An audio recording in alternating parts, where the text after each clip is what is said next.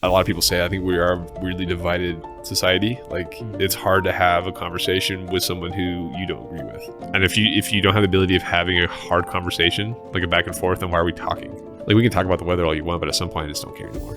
And I think society, a lot of people don't have that ability of not getting their feelings hurt if you have a disagreement. If you're saying like, hey, what you said to me doesn't make sense. I'm like, well, where'd you get that information?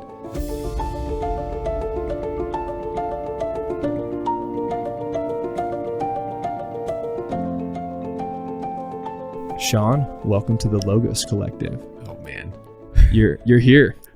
You are episode number 1. That's wild. Yeah. Thank you. I'm stoked for this to be like some super future millions of listeners podcast, and I was number 1. Hey man, even if it's not, we're gonna get the truth out there. It's gonna be great.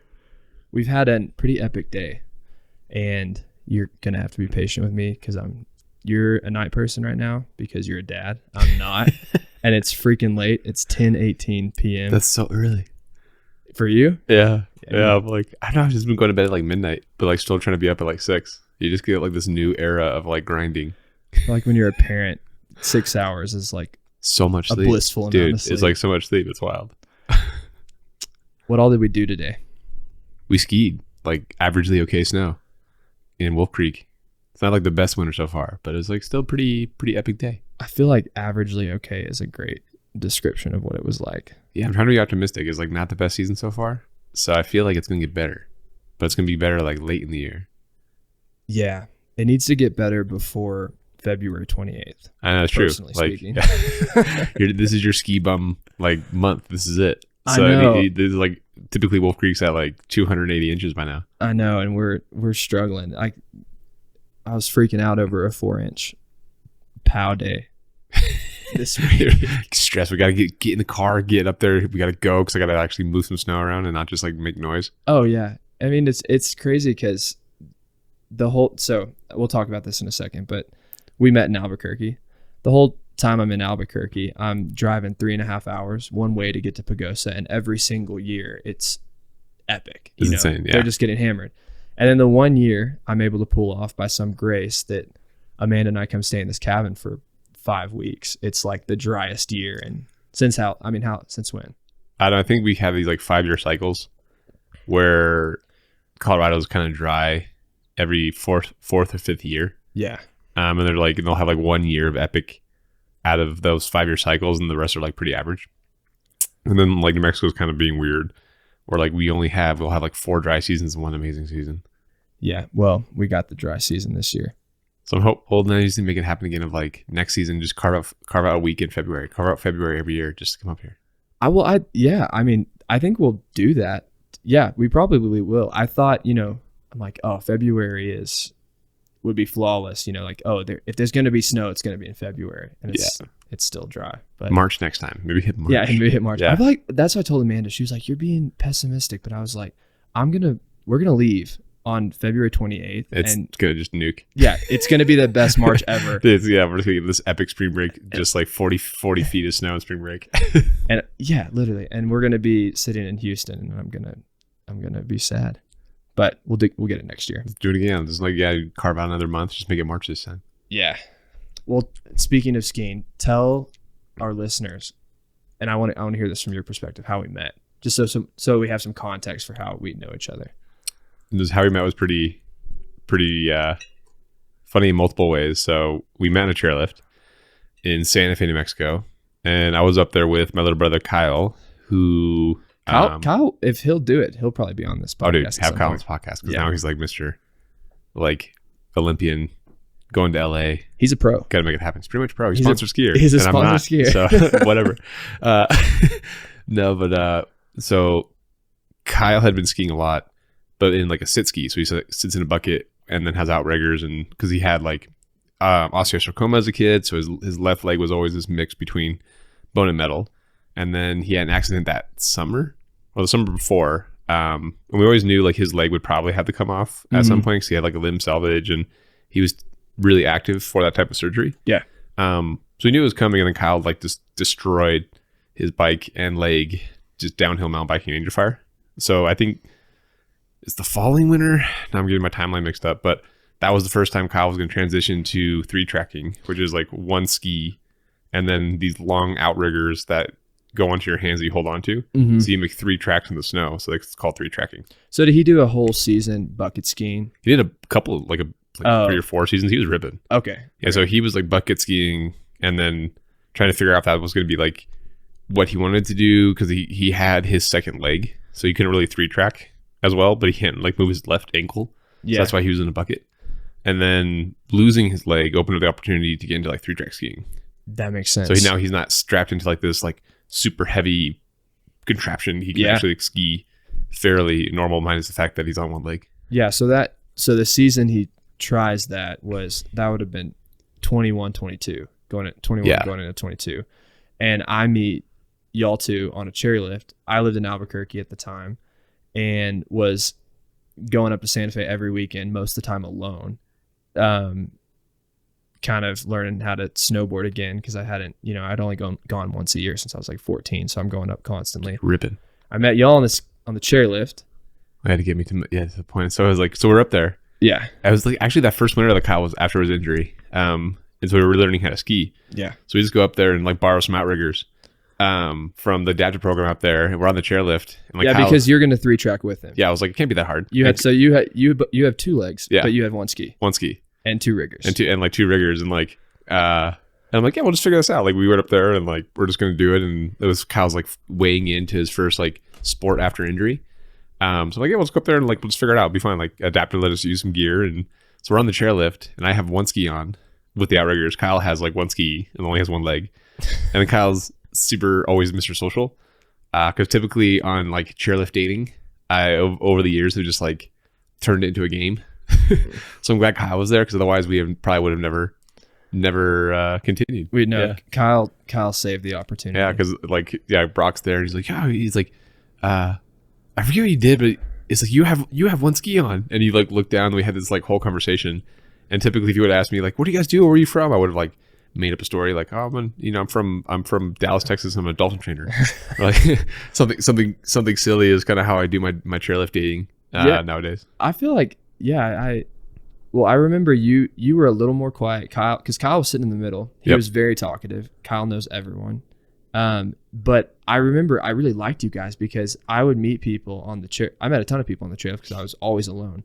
And every time they found out I was from Texas, if they were from New Mexico, it was kind of like, oh gosh, another Texan, But then I met y'all, and I remember both of y'all pretty much said at the same time, thank you for funding our New Mexico ski operation. Oh yeah, we're giving you a hard time. Like I still got to give Texas a hard time, because I like grew up in New Mexico, but without like, thank God made Texas flat, because otherwise the ski industry in New Mexico would be dead.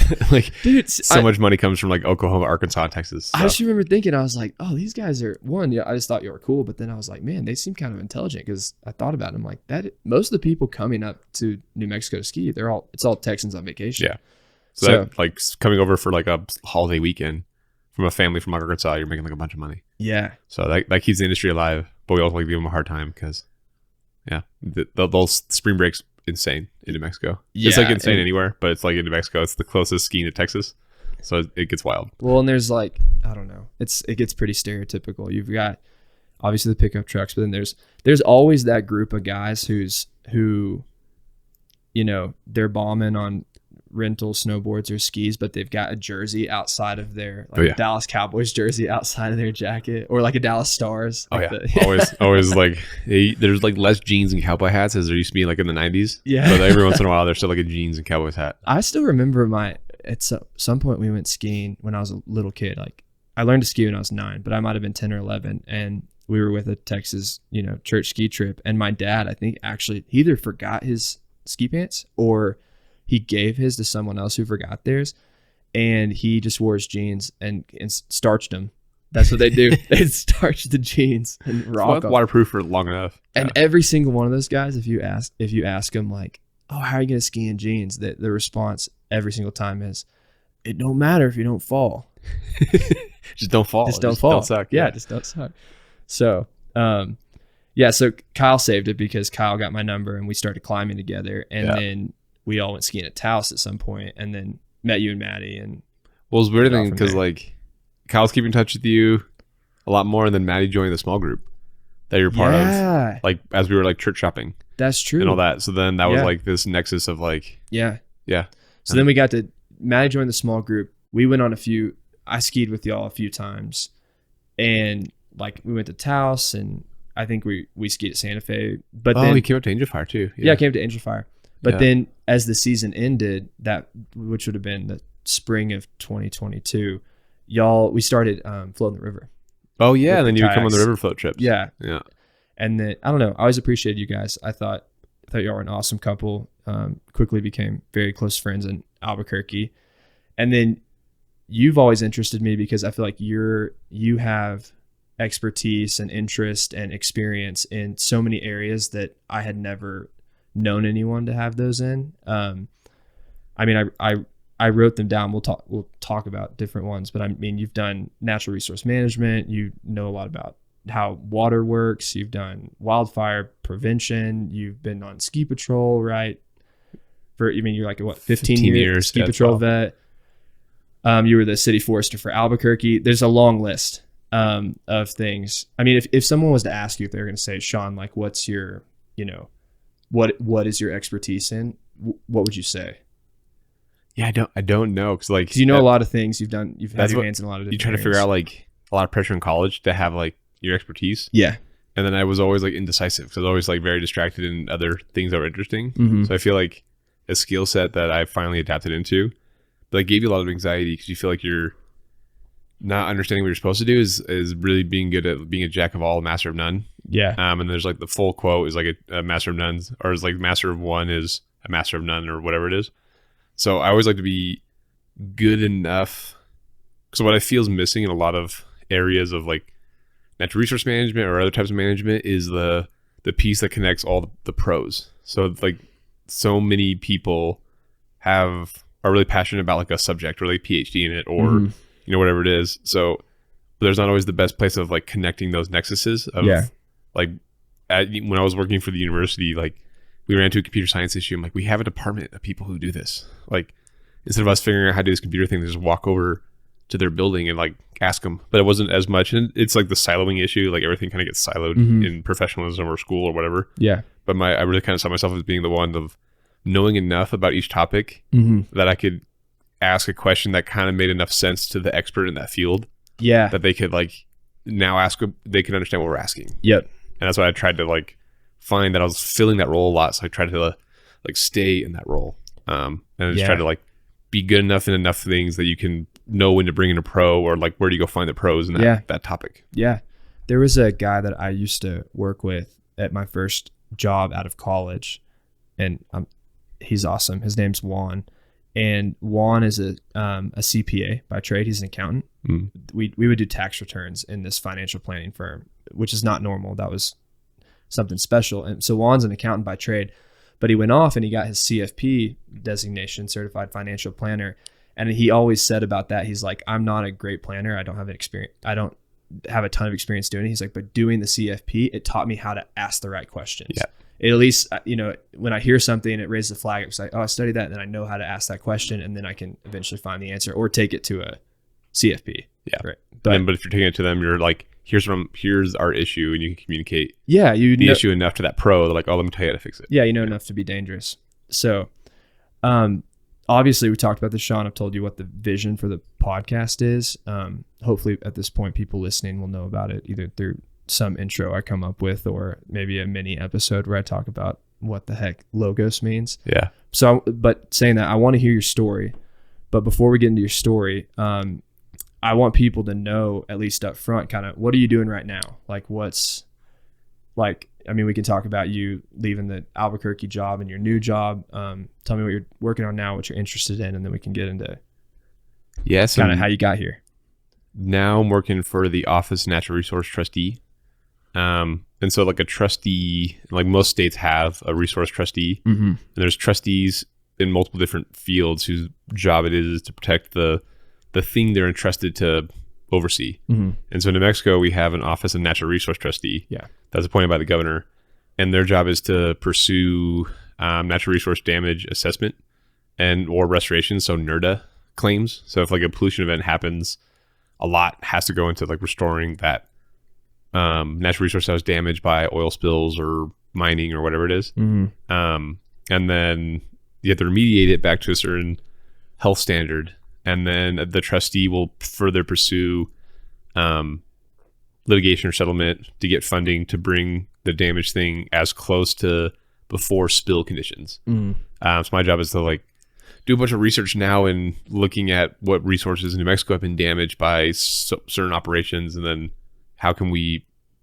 go to settlement or justify economically what those damages are, put an economic value to it, and say like you need to reimburse the citizens of New Mexico a set amount of money because of that damage, and then we put that money into projects and like wherever the spill condition happened. How did you come across this new job? I'm just kind of like looking around. So I was formerly the City Forrester, which was like a super awesome, weird niche kind of thing. Oh yeah, that's you had just got that job when we met, right? I think so. Yeah, I think I was like freshman. It was like September 21. Yeah, you were brand new to the job. Brand spanking. Okay, so you were the City Forrester, and you were looking for jobs. Yeah, I was kind of looking around. It was more like first baby was on the way, and like that's a job that's like really, I guess like the way I saw it and like pursued it and molded what I think that job, the forester job, should do. It got like really big, which is great. It's like a lot more like known stuff around the whole city, integrating trees into like aspects of planning, into urban planning, and managing all the city parks and co-working with other departments managing other street trees, and just kind of got really big, which is awesome. But then took a lot, and then I just wanted that we had our first child and kind of realized like need a little something that'd be financially different, but then also in the same field, but that might be a little bit more focused in a way where I can like come home and kind of like be home and be with my kid. And yeah, I mean, it seemed like work kind of followed you everywhere because you said you're getting phone calls constantly. Yeah. Because you're just managing a lot. Like it was a cool thing because like you're at meetings where like, cool, after this meeting we're developing this park, or this meeting is going to get developed, or meetings that would like have an outcome. Yeah. Which is really cool. But it was like, you know, driving all over the city, being in a truck, doing all those things. And then it was really cool. I felt like we built a really cool new system around it, particularly for Albuquerque. And then we kind of built this like massive thing. Yeah. And then it was kind of like, was not as present at home. And so it kind of helped like stirred the maybe looking for other avenues. And then this was like an avenue that came up that has its ups. It has a little bit more like different kind of ups and downs. Like right now we're in a lull because we're making assessments on certain pollution events we know have happened, but these things can take like years to settle out.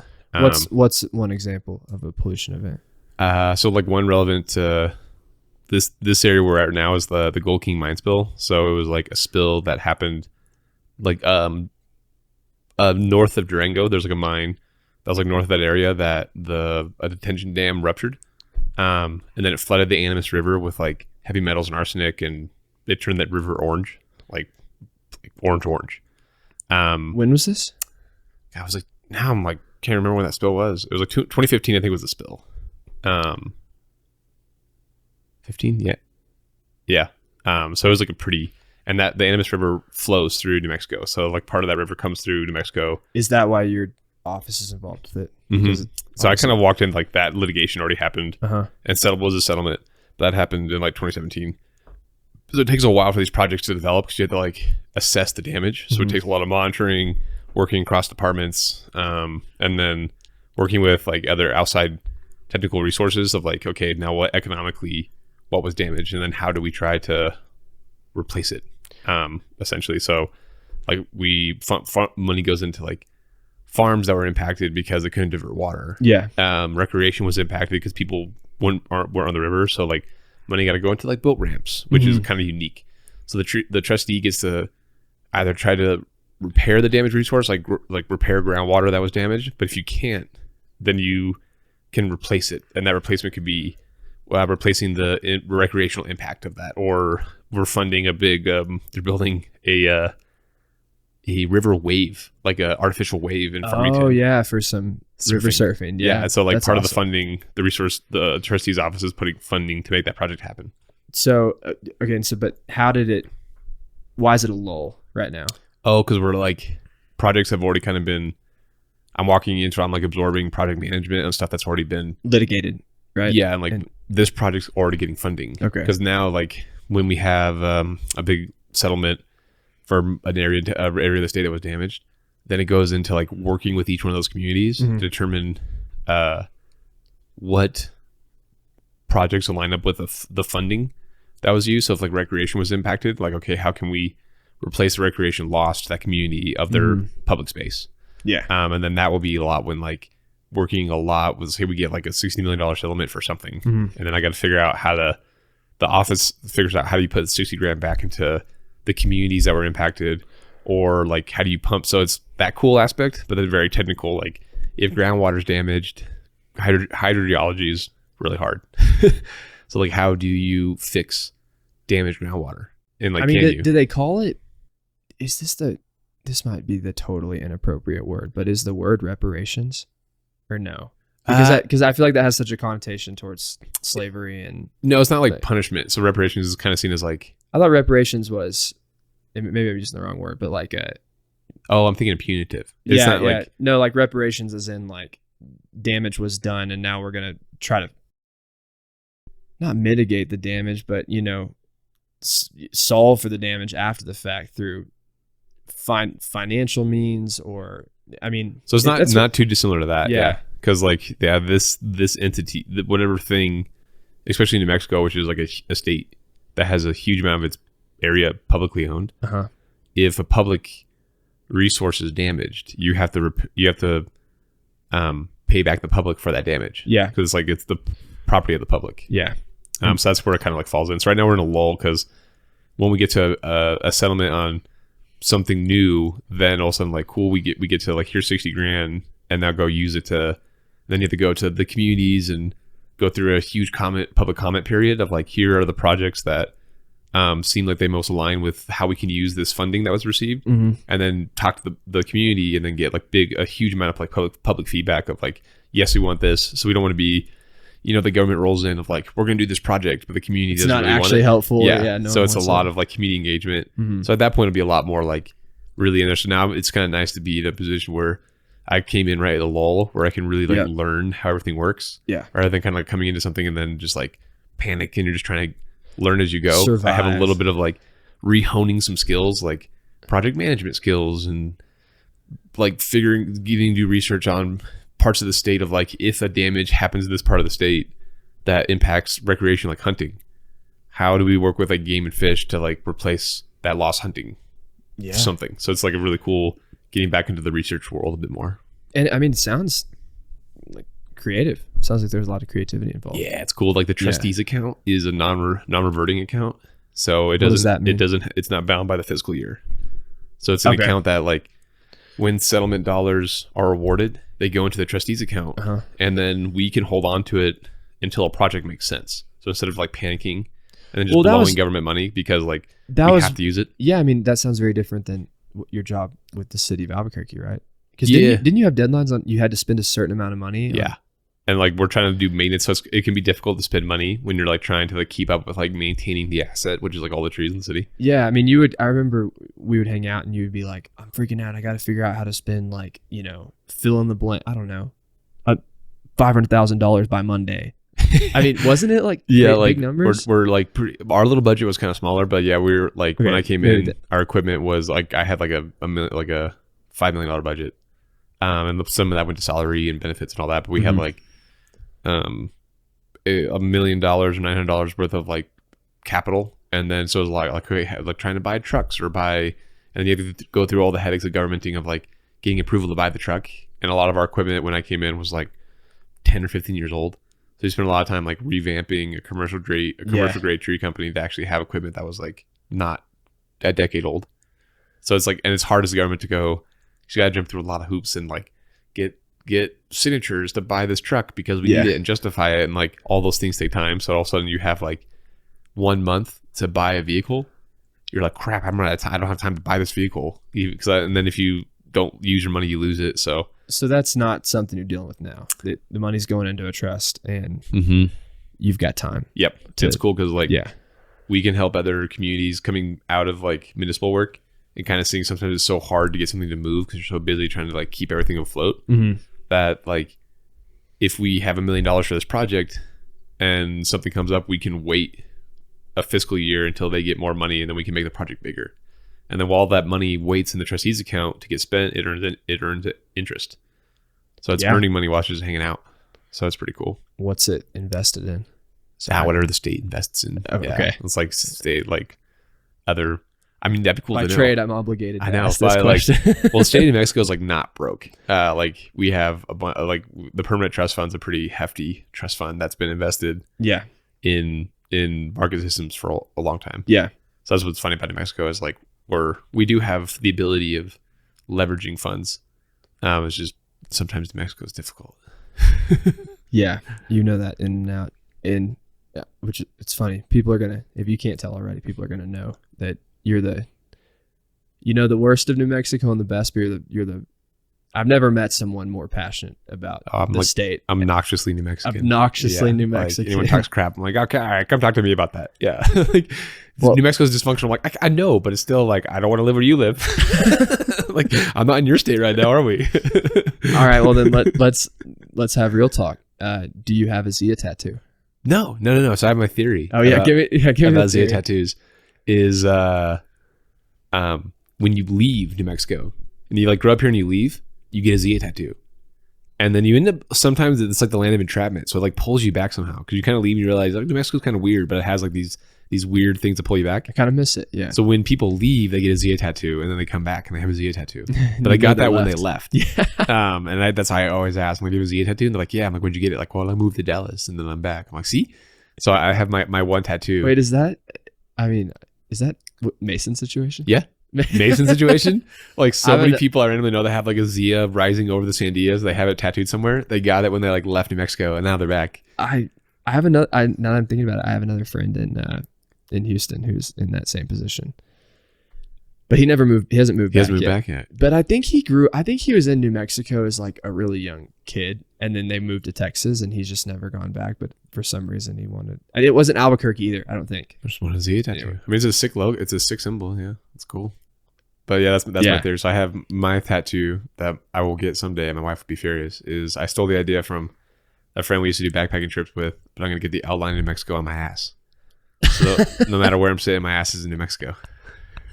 I forgot that one. That's an easy tattoo. It's like a it's a box with like a little squiggly at the bottom. Yeah, it's pretty easy state to. Gosh. Yeah, it's easy. Yeah, that's true. Quick, probably cheaper. Yeah. I think if I. What is it called again? The bottom part of a ski or snowboard, the base. That's the base, right? If I could pick any art to be on the base, I would make it a Zia of a snowboard. Well, there's a company that does that in Taos. I know, I've seen them. Sick. Is that what? How do you get them? How do you get one of those? I think I can't get them online. There's like a shop. I always see them and they look really cool. Well, because I saw some marketing for Taos, and one of the guys that like on one of the photos that's going off the cliff on a POW day. There's a Zia underneath, and I'm like, how do you? Pretty sure they make those skis in Taos. And like the top deck of them is really cool. It has like this like wolf on it, like a lobo that's red, and the skis are completely yellow. I love that. And they had made ones that were like black with like red. Yeah, Zia, and like it was. So I think they can only get them in Taos. Man, I would love to get one of those. I think they make snowboards. I think there's a snowboard. Yeah, it sounds sick. Because one day I want to be snowboarding somewhere that's not New Mexico, and someone asked me, they're like, "Why? What the heck? What's the Zia?" And I'm like, this is where I got good. You got to ski to New Mexico, son. Yeah, this is where I learned. This is where I really got reps in was New Mexico. And then I love the response, which happens commonly. You can ski in New Mexico? No, it's terrible out here, dude. It's flat. We blew a bomb up out here. Like it's flat. It's terrible. Don't come to Mexico. Don't come. There's no snow. Yeah, it's a desert. It's awful. Yeah. New Mexico just got I'm on open snow occasionally. Still haven't paid for the subscription because I'm stubborn. But I saw that this was yesterday.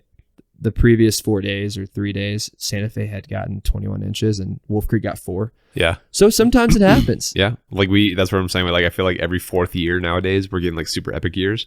We'll have 1 year that's kind of awful. And then the 3 years in between that are like good enough. Yeah. You can get out there. So it's like, we're like, as the snow's changing and everything's changing, the snow line's moving up like in the country. Mm-hmm. New Mexico's like on the bottom rung of that. So at some point it'll be different, but we still get pretty good snow. What's the and I think this is the last thing I'm going to ask you about before I start drilling you on your life story, but on the snow line piece, because I had that written down, I wanted to ask you, what's give me the rundown on that. What's the research like? Is that real? Yeah, it's like, I don't know, it depends on the debate of climate change, wherever it is. Like in my work now, I don't really debate on the climate change because I'm too busy like trying just to figure out how things are gonna have to be different. But essentially, like the snowpack is just less. So I mean, even people who lived in Albuquerque in the 70s, when it snowed in Albuquerque, and it would snow feet of snow in Albuquerque. Yeah, were you the one who was telling me that it would hold, like sometimes in the winter it would hold snow? Oh yeah, Albuquerque? oh yeah. Albuquerque would hold snow all winter, and now we get like last big blizzard we got was in town, dropped like 2 or 3 feet of snow in town, which was insane, and then it melted out in like 3 days. And that's probably because like cities are hotter because they have more asphalt, but the snow line's moving up to the point like even at high elevations, you're not seeing snowpack like you used to. So the snow line, like where it falls in the country, is going more north. So you're talking about what would that be? Latitude. Yep. So, for example, okay, we're talking a lot about New Mexico. Albuquerque's roughly speaking in the center to northern end of the state, but then the southernmost ski resort in New Mexico would be Ski Apache, right? So Ski Apache's you're saying is there going to come a day when Ski Apache just can't open? And then what's next? Like Albuquerque. Yeah, Sandia. Sandia already struggles for snow. Like Albuquerque makes its own weather just because of how big the city's kind of getting. That's also a fascinating thing we can talk about. But what's the ski resort in Arizona that's super far south? Lemon? Yeah, Lemon. So there's a big debate. So if Lemon or Ski Apache says they're the most southern ski area in the country. But they're not. And then Mount Lemon is like, no, we are. And then Ski Apache's like, you're not really a ski area. Like, oh, is that how? Because I'm like, this isn't a debate. You can just look on the map. Yeah, because like it's not like Ski Apache is like a proper ski operation. Yeah, and Mount Lemon is kind of like a recreational kind of ski area. So I'm like, I don't know. I always joke because like, and then they debate on it, but like Ski Apache is proper like lifts and the whole thing, and Mount Lemon is like a little bit, and they're getting even less snow, so their ability to operate is like markedly less. So that's kind of like the debate among ski areas is like a recreational little ski area versus like a proper ski area. And I'm like, so Mount Lemon is technically further south, but Ski Apache is saying y'all aren't a legit ski resort to begin with. Yeah, it's kind of like I don't think Ski Apache is saying that, but that's kind of like the debate. Like we're the most southern ski area, and then New Mexico's trying to like, no, we have the most southern ski area. And then so it kind of goes into like, well, we're an actual ski area. But yeah, so I mean they're pretty down there. Mount Lemon's a fun little. I've been there in the summer, never been there in the winter. But yeah, as the snow line moves up, those places just won't hold snow to ski on. I mean, I don't know if it's exaggeration or I sometimes it's easy to look back and think things were different or better, but I've heard anecdotally so many people from older generations, and this not necessarily from New Mexico, but I grew up in the Texas Panhandle, which is very cold in the winter, as you know, who said, they saw a lot more snow being as kids, and they saw a lot colder winters than they do now, which, I mean, I think there's data to support that, isn't there? Oh yeah. Yeah. I mean, that's where I got interested in water was because New Mexico, and most of the Southwest is entire water infrastructure is based on snowmelt. So that's why we build reservoirs. Reservoirs capture snow. Yeah. So when you have less of that, and reservoirs capture rain, sure, but they really capture snow. So when you have less snow, that's impacting people's ability to live where they are. Yeah. It's crazy. Snow. I didn't know snowpack was important until I think I met you. Yeah, because essentially it's like some hydrologists debate on it, but it's seen as like water storage. Yeah, so, yeah. Like you have groundwater that you can use, but snow as it melts throughout spring will progressively kind of fill reservoirs that you can pull from, and it pulls it from being evaporated. Now we're seeing snow actually sublimate. So snow is going from like a solid to a gas. So typically snow, when it's seen as storage because it's not evaporating like a lake surface is. Evaporates slower, right? Yeah, so like doesn't really ever, if before it was thought it never really evaporated, it would just melt into water and the water would evaporate. Yes. So it goes from a solid to a liquid to a gas. And liquid to a gas. But now we're seeing as like if snow's dirty, so it's not as white, as UV hits it, it's absorbing more of that UV. And then now it's sublimating. So snow is like steaming essentially. So we're losing snowpack that doesn't go to water first. It's going from like a solid that is snow to a gas. Fascinating. And that's like if snow gets dirty. So if it's white, it bounces back more UV rays. Yeah. But if something gets on it like wildfire smoke or whatever, it'll hold more. The snowpack holds more heat than it should. Yeah. So then it starts like melting sooner. Yeah. I mean, and if it's, I think something, even I've thought about this winter in Wolf Creek, but if you're going to have warmer winters and you pair a warmer winter with less snow, then like Wolf Creek, they're getting hit with 40-degree days up near the pass, and like at 11,000 feet, 10,500 you could almost feet. crush. Like, you would almost. There's going to come a point where the snowpack is having to start over in late February, right? I mean, Wolf Creek makes put in infrastructure for snowmaking. That's wild. I know you said that was a brilliant move, but it made my heart hurt. That's wild. Yeah, like Wolf Creek is like the most snow in the continental U.S. I mean, I feel like am I wrong thinking that used to be part of their branding, that they were like, we don't make snow? I think it was like natural snow, or maybe it was like back in the day. Yeah, I remember seeing something like that. But because like they were 100% like we always just get enough snow that we just operate on that. Like I don't even think they ever. I mean, they could have had some snowmaking in like the bunny slope area or just open. But they invested in some like proper infrastructure and buried pipes, and they have hydrants now where they can like make snow if they need to. Yeah, I mean, it's sad if they're right on the bet that there's going to be less snow, because Wolf Creek, I mean, it's not up for debate that they get the most in Colorado, right? Yeah, like they'll always have like the most annual snow. I think Open Snow right now says that they average 430. Yeah, in like a year, like 430, 440 in like a year. That's what they'll like the amount of snow they'll get over time. Yeah. Yeah, and it's like if you want better than that, you literally have to go to Utah, Washington, or British Columbia, right? Yep. But in Colorado, that's the best, and they're installing snowmaking infrastructure, which is like an interesting because of these like dry years. Because like when you have a mountain that gets so much snow, there's things they don't do, like they don't spend as much time grooming runs, because they have to spend more time somewhere else. Yeah. So they're not mowing the runs as much because they get so much snow. Whatever little tree or whatever came up in the middle of the run just gets buried under 40 inches of snow or more in a single event. And so now they don't do as much trail maintenance because they invest their time somewhere else. That other ski areas do a lot more time maintaining trails because they have less snow to cover up the stuff in the trail. Yeah, that makes sense. Gosh, well, I think one of the first times you and I hung out, you know way more data on this than I do, but I think being an eternal optimist, I'm hopeful this never happens. But you told me something like, oh yeah, like in our lifetime, we'll see the point where you can only go skiing in Japan or something like that. Yeah, I don't know. I don't know. That might be doomsday, like water wars or some other stuff. Like this is gonna be a point where there's gonna be hard conversations about like how things are gonna have to change, and there's gonna be a bunch of investment in infrastructure that has been invested in a while. So like we're gonna have to, like a lot of water infrastructure is like old, like 60s. And so like technology is really gonna have to step in, and a lot of things are gonna have to be rebuilt. And as they're rebuilt, they'll be rebuilt efficiently or differently to work within the resources that we have now and how they operate now.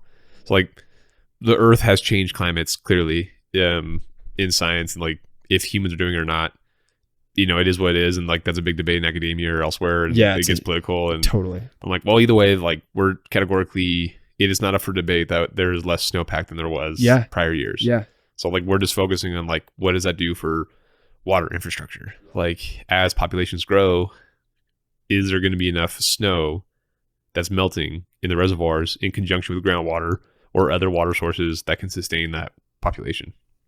Yeah. You're right. I think sometimes in my small mind, I think about the climate changing and water as like we won't be able to ski, but there's way bigger issues. Yeah. Than I mean, I'm selfish because like if I don't ski, I get grumpy. Yeah, like as it comes into like spring or comes into fall and we're like close to like snowfall coming, I'll get like really grumpy. I'll be like won't be in good moods because I know we're like been waiting all summer for it. Yeah, and then here it is, and like we're on that precipice of like, okay, maybe November or December is coming up and things are busy and like hopefully we get good snow.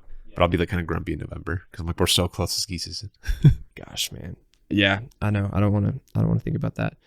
But okay, so speaking of skiing, and then I think this segues more into kind of your story and your history, because I want to hear your story, and I want people to hear your opinions on these things, but I'm also just fascinated by what you've done at this point in your career. I don't know many people who understand even government resources, all the things I mentioned earlier, like you do. And I think it's fascinating, but I'm interested how you got there. So you grew up in Albuquerque, Born and raised. in Albuquerque. What was that like, and how did skiing get involved in that? Because I think that's a piece that leads to other things. Well, growing up Albuquerque was great, and as a kid growing up in Albuquerque, the goal was always get to Denver. And this was like among your friends. Yeah, kind of like amongst everybody. Like it was Albuquerque had a very big brain drain where a lot of kids get educated there because it's like free. Yeah, and it's a really good school. And then would leave, and so even like going in high school, I'm like, well, I'm going to live in Colorado because like that fits my lifestyle. Yep. And then Colorado just kind of like exploded, and then it kind of made me realize like, yeah, like I can go backpacking and not run into a single human being in New Mexico, or I can go fly fishing in 45 minutes from Albuquerque, not in some like super rad river in Colorado, but some little plinker kind of stream, but I'm still out there. But what made you different from? I mean, because I grew up in a place where the things we did for fun that were at least sanctioned by adults was like football, basketball, traditional American sports, but you were skiing, fly fishing, hiking. Was that from your parents, or was that just from the Boy Scouts? Like how did that all come to be? Yeah, big reflection on that. So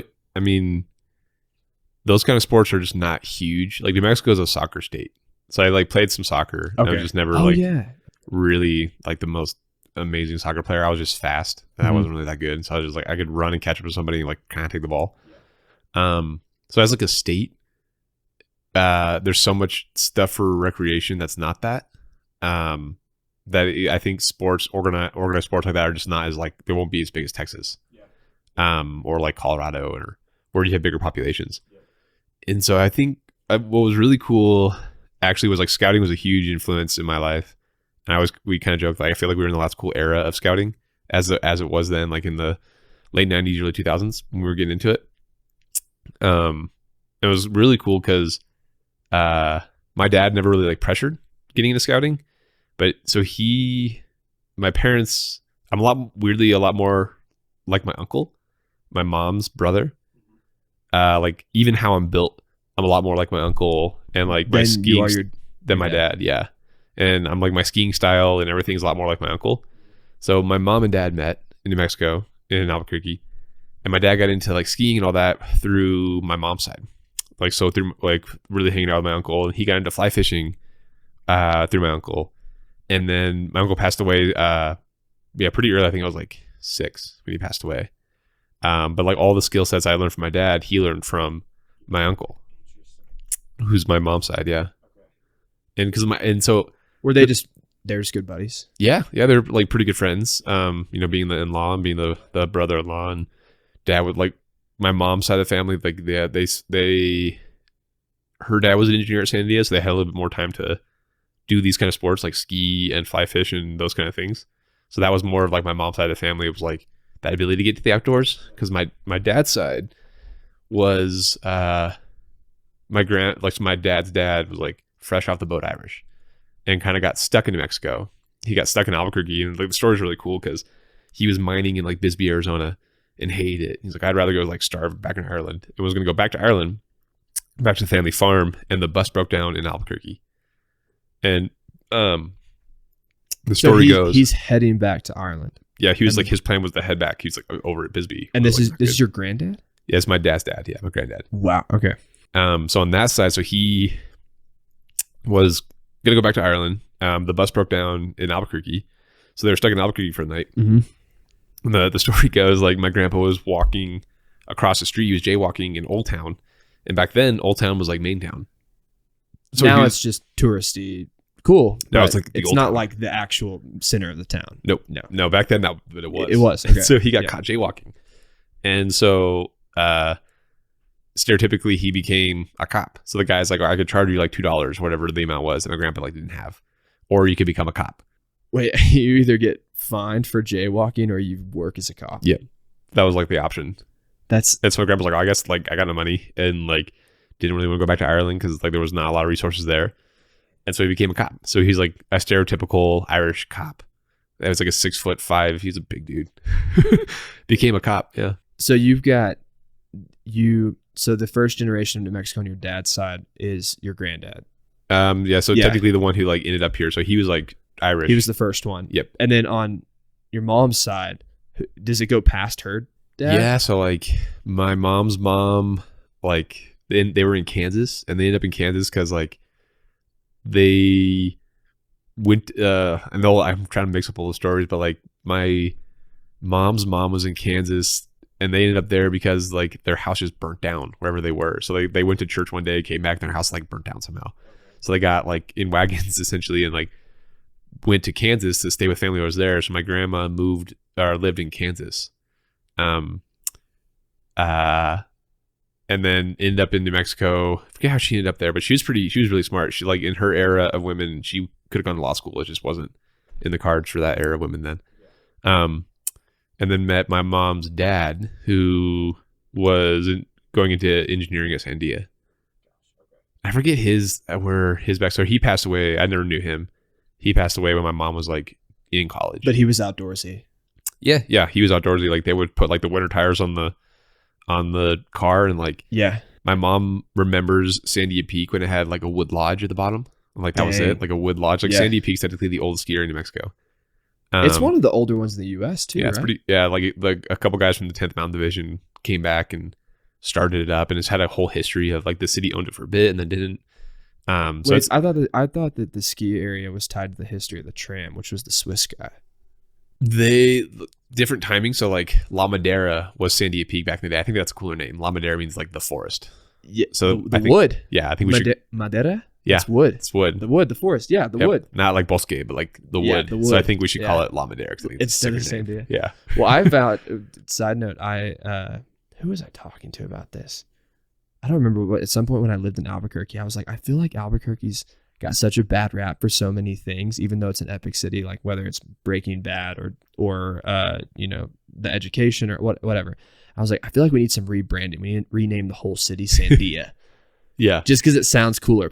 Albuquerque, no one really knows what that means in English.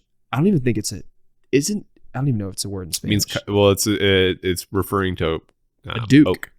Quercus. So it's not the Duke of Albuquerque. They're not the Duke of... Oh. That's how it was named, is Quercus is oak. So there used to be oaks all along like the middle Rio Grande Valley. So it was named after Albuquerque is like Quercus is oak. Okay. So, but you're propositioning that we rename Sandia Ski Resort as La Madera. Because that's what it used to be back in the day, yeah.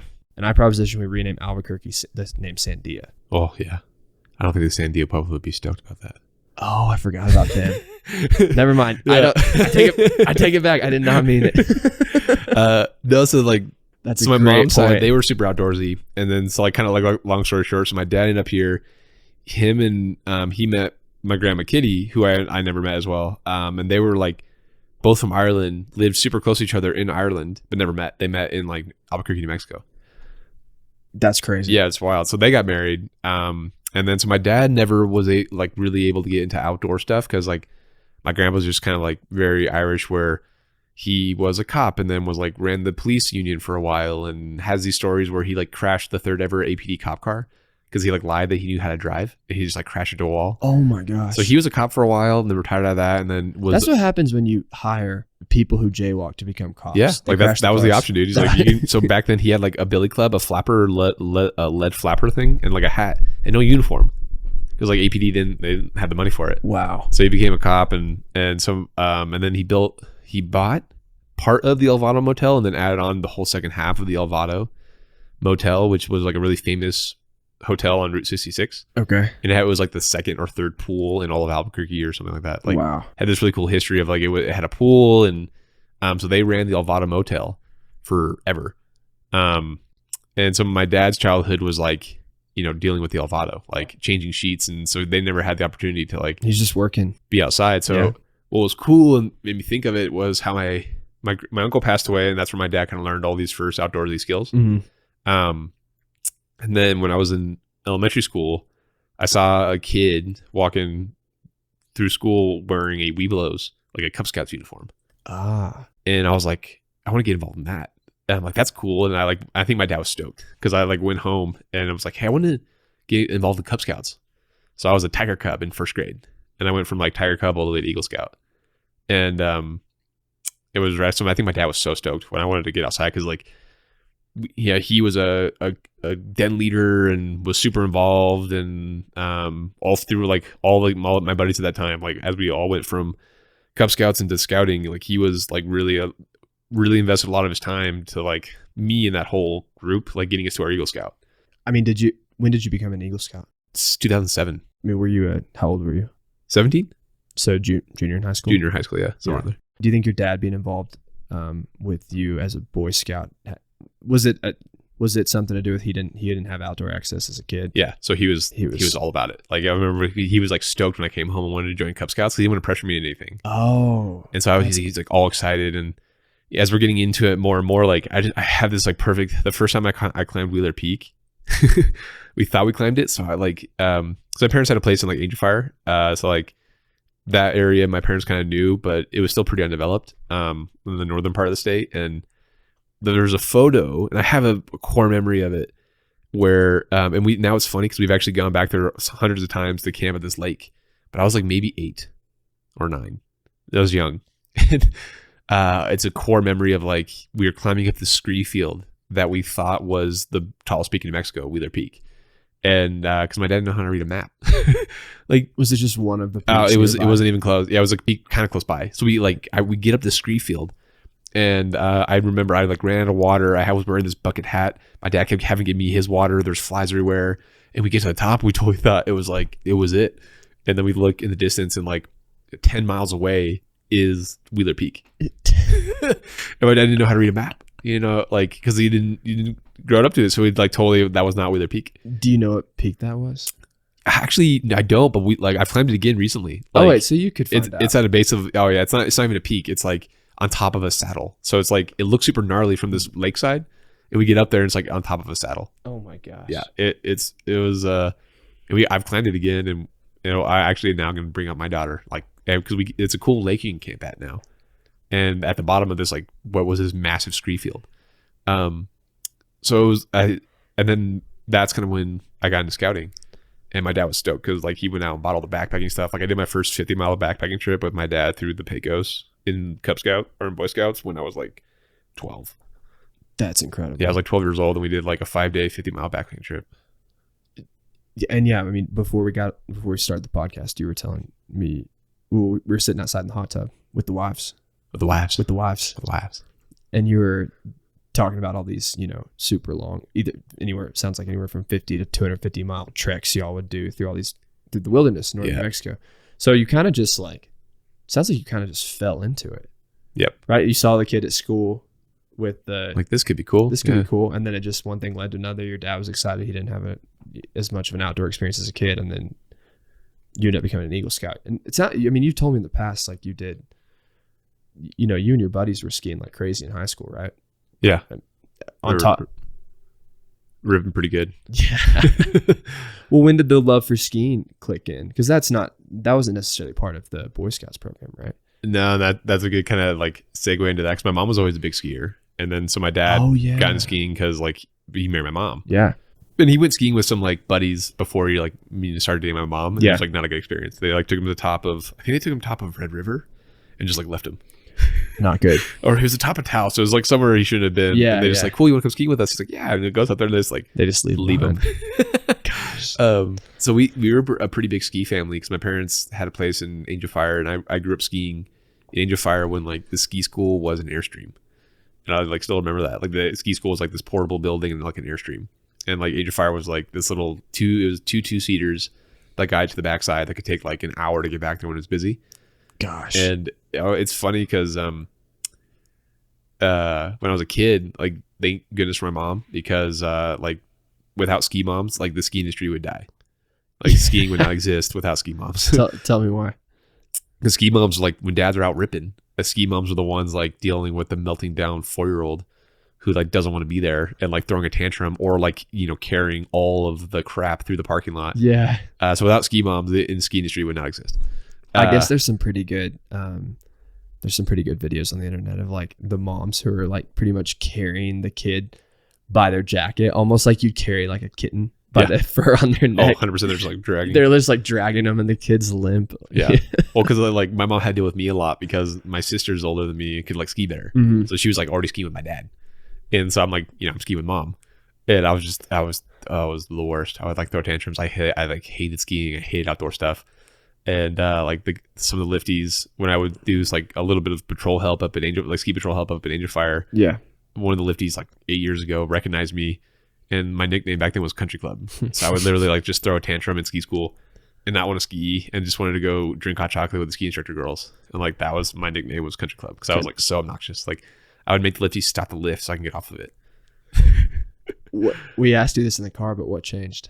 I don't even know. I just like flipped and really got in. I think scouting really got me more into it. Yeah. And then just getting better at skiing. I really just enjoyed skiing because it was more of like, a lot of sports I do weirdly are like solo sports. Like, I was like okay soccer player, but wasn't amazing. So a lot of sports I do are like solo sports that you can do alone, but you can also do them with friends who can do that sport. Yep. And that's really, I think, where a lot of my energy goes, is those kind of sports. Yeah. But I mean, when I first was describing you to Amanda, I told her, I was like, Sean is the only person I've ever met that loves skiing and snowboarding more than I do. and I don't say that lightly. Like, I'm by no means, there's people who love it more, and there's people who are way better than I am. But I don't know the people who love it more than I do, except for you. Just love it. It's like, it's my thing. It's my identity. Yeah. It's like what I do. Yeah. I know. I mean, when I first realized that about you, I was like, I got to become friends with this guy. He knows he's in the world. We're in it. Yeah. So that's weirdly how it started. Yeah. Yeah. And then at some point you fell in love with it. So you're in high school. You're doing Boy Scouts. You're becoming an Eagle Scout. You're going up to Philmont. That was in high school, right? Yep. I started going up there in high school a bit. You're going up to Philmont. You're skiing your brains out. You told me today you went through the phase where you were a punk skier kid with the long jacket and the short poles, and you were terrain park kid, park rat, being all cool, listening to rap music. That was awesome. Yeah. Just doing cool tricks. Yeah. And then, tell me how you decided to stay in the state and go to UNM. Like, what did that look like? I think a lot of it was, so unfortunately, like 2 weeks before I graduated high school, my dad passed away pretty abruptly. And what did he pass away from? Like complications from, so I guess we'll like backstep a bit. So my dad, the work that he did was pretty stressful. Because he did like big internal investigation kind of stuff. Mm-hmm. And so he had an aneurysm, and I always kind of saw it as like a stress-induced aneurysm. And that's kind of how he like compartmentalized his stress, led to high blood pressure and having this aneurysm. So he had surgery for the aneurysm to have it like plugged up with coils. And then, so that was like the big scary surgery. And then the surgery they went for now it's like crazy, I don't even remember. Like what he went for wasn't pancreatic cancer. It was like a little bit of like addressing some cancer issues that I think was on the pancreas. It was like a very smaller scale surgery, not a big deal.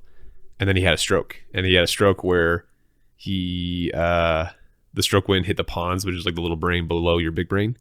And that wipes the whole system. So like when you have a stroke there, that's like, you're done. Yeah, it takes the whole game. How old were you when this happened? 18? When he had the stroke? Yeah. Or like I was just about to graduate high school. Did he die immediately after the stroke, or what happened? Yeah, he was there. I remember like I came in because it happened when he was in recovery. So he was like, did the surgery, no big deal. Okay. Was in recovery, and it happened in recovery. Okay. Which was so just a weird turn of events. Aneurysm, stroke. Aneurysm, recovery, stroke. Yeah, so he had like aneurysm surgery. So he had like already kind of some health concerns, and then went in for this like completely separate surgery for like dealing with some potential cancer issues. And then he was out of the surgery, was recovering in the recovery room, and that's where the stroke happened. So I came in that night to the hospital, and it was sad because he could see me and recognize me, but he couldn't control anything. Gosh. So like he made eye contact with me, but his like whole brain, like essentially where the stroke happened, wipes out like really blood flow to the whole brain, not just like losing half the blood flow to part of your brain, like hits the whole thing. So it's like the worst place to have it hit. So I remember I walked in, he could recognize me, and then pretty much after that night, he was breathing on his own, but like was pretty much gone. Yeah. And then they intubated him to see if like how he could recover. But yeah. So that's tough. I was actually talking to my wife about it because like my sister didn't get to see him before he died because she was in school in Colorado. So she landed, but by then he wasn't able to like see her open his eyes or anything. So I was like, I remember when I came in, his eyes could see me coming through the door in the hospital. It could recognize me, and his eyes were scared because I think he had still enough there to realize what was happening and realize like there was nothing that was going to improve.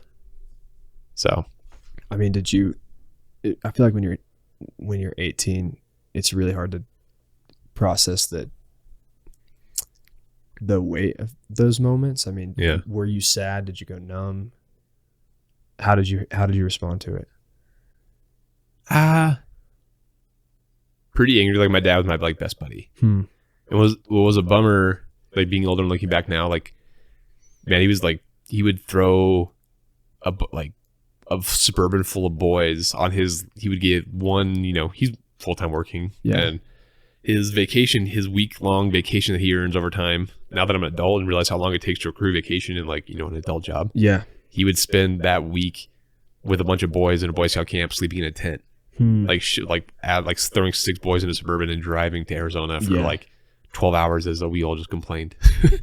So like he was my best buddy. And what was tough was the aneurysm changed his personality a bit. So we were fighting a lot when I was like 16, 17, because he had like the aneurysm. He always kind of had headaches. Yeah. But the aneurysm definitely changed his personality a bit, where he would just like snap. Like he would be, and as a 17, 16-year-old, like dealing with your dad, I didn't know it was because of that. Yeah. And so him and I would have we had fights. We had some a couple drag out, beat out, proper fights, which was weird because when I was a kid, all my outdoor experience, all these things was because my dad was there because he was a kid. He didn't get that as a kid. Yeah. So he was stoked to we did some cool trips. We went to the Bahamas for Boy Scouts. We went to Catalina Island, off LA for Boy Scouts. We did cool stuff. Did y'all go up north to that camp that's up, near the Great Lakes? Northern Tier? Yes. Did y'all do that? No. So I went up there separately for something different, but not a proper Northern Tier thing. Because that's a big Boy Scout. Yeah. Northern Tier is wild. Being out in the Southwest, you go to the Northern Tier and there's just bugs everywhere. It's wild. Oh, yeah. Oh, it's water everywhere. And out here we have big mountains and no water. So Northern Tier is rad. Yeah. Yeah. And we went to Sea Base Bahamas, and that's the big 3 high adventure camps back then. Where Philmont, it's Northern Tier and Sea Base. Yeah. But, gosh. So what happened after your dad died? Yeah, it was tough because those last 2 years, we were not getting along, but he was my best adventure buddy. So a lot of it, I just you're angry. So I spent a lot of energy investing into college, and college was great. I had a whole new friend group, that are still a lot of my friend group now, but was able to really with the event happening, losing a parent's always hard, but losing a parent and then kind of having the opportunity to really go into a completely new thing in your life definitely made it, I think, more palatable. If it were to happen and I had a couple more years in high school, because I wasn't really fitting in my high school a lot, and that's how I got into ski patrol. Was I just wasn't interested in the things that high school kids were interested in, wasn't the drama or this and that. So I had friends, but wasn't really close. Yeah. And so my dad was well, maybe you should join ski patrol, because I was a ski instructor up at the ski area there. Well, I was my first gig when I was 16. Yeah. And my dad said, you should do ski patrol, which is a volunteer thing. So it was his idea to do it. So he went and he knew some people at work who did it. So he got all the paperwork for me and went to the first meeting, because I was still in class. And and then I went through the whole 2-3 month outdoor emergency care. So it's just below an EMT. When I was 16, I was 17 when I did that. And then I was became proper patrol when I was 18, that first year in 2009, 10. You'd have been the youngest one, right? Yeah, I was pretty young. Yeah. I was the kid. So it was my dad's idea, because I wasn't really fitting in high school. Or I was fitting in fine, but wasn't really vibing with what my personality was or what my interests were. And so I then went to ski patrol, and ski patrol is full of just a lot of older volunteer people, people in their 50s and 60s, and a couple 30-year-olds maybe. So it was his idea to get into ski patrol, which has been a huge part of my life, is doing volunteer patrol kind of stuff. I didn't know that was his idea. Yeah, it was his idea. It was cool. You should, because I was being high school kid is hard, and so he was his resolution was maybe you need to find a different outlet. So he got me involved in ski patrol.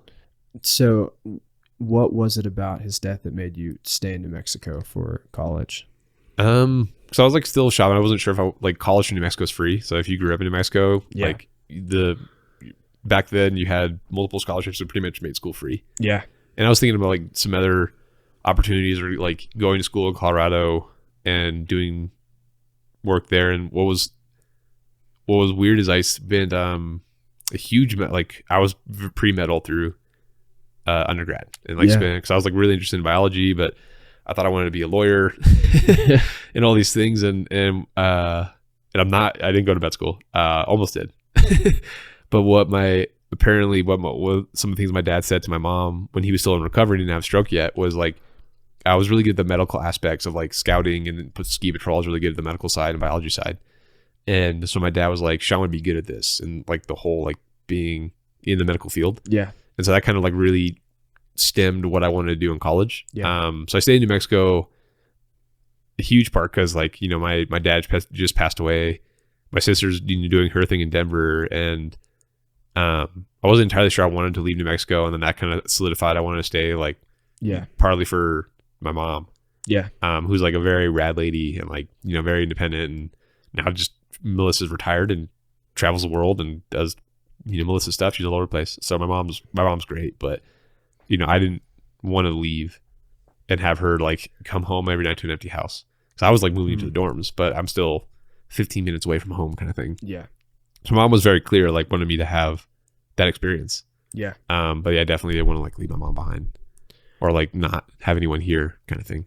And you said she would have never asked for that. No, Melissa, I call her Melissa. Everyone calls my mom Melissa because I was like, all my friends call her Melissa. So I think I did it a couple times in high school. I could be like Melissa, and then it kind of just stuck. Yeah. But my mom's like really, really cool. Like she's been through a lot. Like she lost her brother and her dad and her mom. So my mom's like really strong, and then lost like her husband. So yeah, she would never ask me to like stay, but you wanted to be like as like the only son, I like can't really leave your mom. Yeah, when something like that happens, because like my dad wasn't really sick. Like it wasn't like he's sick, this is happening. So it was a very rapid like changing of events. Oh yeah, that led into it. So then you go to UNM. It sounds like you find friendships deeper than you had in high school, right? You started the fraternity. Yeah, it was funny because like, I didn't realize like.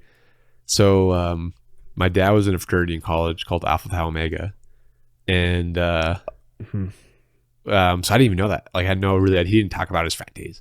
I knew my mom was a Kappa because mom's friend group is very like she has a very strong Kappa. Kappa Kappa Gamma friend group. And I grew up as a kid knowing the Kappas, but I didn't really know my dad was a fraternity until like all of a sudden all of his friends who I knew were all ATOs. So I come onto campus, and what's funny is actually a kid I knew in scouting named Jake Wellman, who we interact a lot in different scouting events. And Jake was already there semester ahead of me, in like half semester starting a fraternity, and I came looking for them. It was cool because in a year we built the fraternity's whole point was to kind of be like a culmination of men who we wanted to change the stereotype of fraternity, where you have fun in college, but you also should learn skills like investing in your community and how do you fundraise money for your community, and you know, how do you make sure you're getting good grades, how you're getting involved in your campus, all that kind of stuff. And so I like ran into Jake and got involved in that way, and like spent a lot of energy in the fraternity and in college and a little bit after and all that. So and that was like a weird culmination of all of a sudden my dad's friends who I've known as kids, I didn't realize they were ATOs, and so we're reaching out like, hey, we're restarting this fraternity that kind of got dismantled in the late 80s. So it was quiet for a while. It was quiet for like 30 years. So it was just pure fate that the fraternity you helped restart was the same fraternity your dad was in. Yeah, because they had rechartered it like the semester before I got there. So they were like kind of already kind of a thing for a semester, but pretty small. And we in a year recruited 65 or 68 people. Wow. And then built it in, and then really worked hard on it. We're winning a bunch of awards and multiple university student presidents for ATOs, and we're really trying to reset the standard of like what we thought Greek life should be. And New Mexico is like the black hole of Greek life. It's not like the South. It's not like Alabama. No. Yeah, it's Auburn. like very. I mean, even it's like the black hole of Greek life. But we wanted it to be like majority of those who are leaders on campus are ones who are in Greek life, not because like you're trying to like the movies or do beer stands or any of that, but like those are the ones who are involved. So we wanted to make sure like you're learning business or leadership skills or something whilst you're having fun in college, and there for a purpose. Like you're there to get educated and what you want to get educated. I mean, it sounds like y'all wanted to bring back the classic definition of a fraternity, of a college. Yeah. Maybe not definition, vision of a college fraternity, right? Yeah. Like it's brotherhood. It's pushing each other to excel. It's learning to think more than just yourself, whether it's for your fraternity members or your community. It's academic excellence, all those things. Yeah. That's awesome. Yeah. Was it through the fraternity that you met Maddie? Yeah. We have to bring that into this. I know how to like dovetail that in. That's where I like met Kyle, like recruited out, like, yeah. Cause also during that time I was working at this pediatric oncology camp in New Mexico that I ended up running, was the camp director for a handful of years. What's the camp called? Camp Enchantment. Yeah. Okay. That's a big piece of this story. That is a big piece. Yeah, man. Just Kyle, right? That's how I met Kyle. Yeah. Yeah. Cause like Kyle was like, I was his camp counselor and he was a like camper. His last year being a camper, and he just like barnacled onto me, which is great. And like, yeah, we lived together in college, and he lived with my mom for a while, and Kyle was like fully part of the O'Neill family. Yeah, I mean, when I met you guys, you said Kyle was your brother. Yeah. At this point, yeah, we're always like, Kyle's my fraternity brother. But then at some point, like, yeah, Kyle's his family. Like part of the family. Yeah. Yeah. We argue like brother and little brother, big and little brother for sure. Yeah. he's fully, I love it. Yeah. I'm so happy he like sucked on, because I was like, my dad had just passed away, and Kyle has a crazy story. Yeah. And so I was like, kind of not really, that was like weird of a lot of stuff felt fake. Like I was like fakely optimistic, like fakely happy. Cause I'm like, in college, new, trying to be around people, and like really investing into like this era of like your life where you can have these big changes. And, so it was like a lot of my energy was like not being very happy in like a class I was taking. It was being taught by a pediatric oncologist, this cool doctor named Dr. McKennell, who was like, hey, you have a skill set in camps. Cause I was like, really involved in scouting. Yeah. Was like helping run leadership camps. And he's like, hey, this camp needs like some staff needs help. Yeah. And that's how I ended up there. Was like, yeah, this would be good for my pre-med resume. And then I spent 10 years working with Camp Enchantment. It was the camp director for like 3 of those. And gosh. Yeah. And then Kyle's still's on the board, and because there was like, funding was lost when American Cancer Society changed the way they were doing funding. So we would self-fund. So we'd spend all year like raising $60,000. Yeah. Just put that camp on. And then my mom's on the board. So Kyle pulled my mom in. So now she just like drinks wine with another doctor like a couple times a month, and they just write grants. And now we have like $500,000 account built for that camp. So that's like continuously able to go. So kids can still go to the camp. Yeah. So kids still go to the camp. Yeah.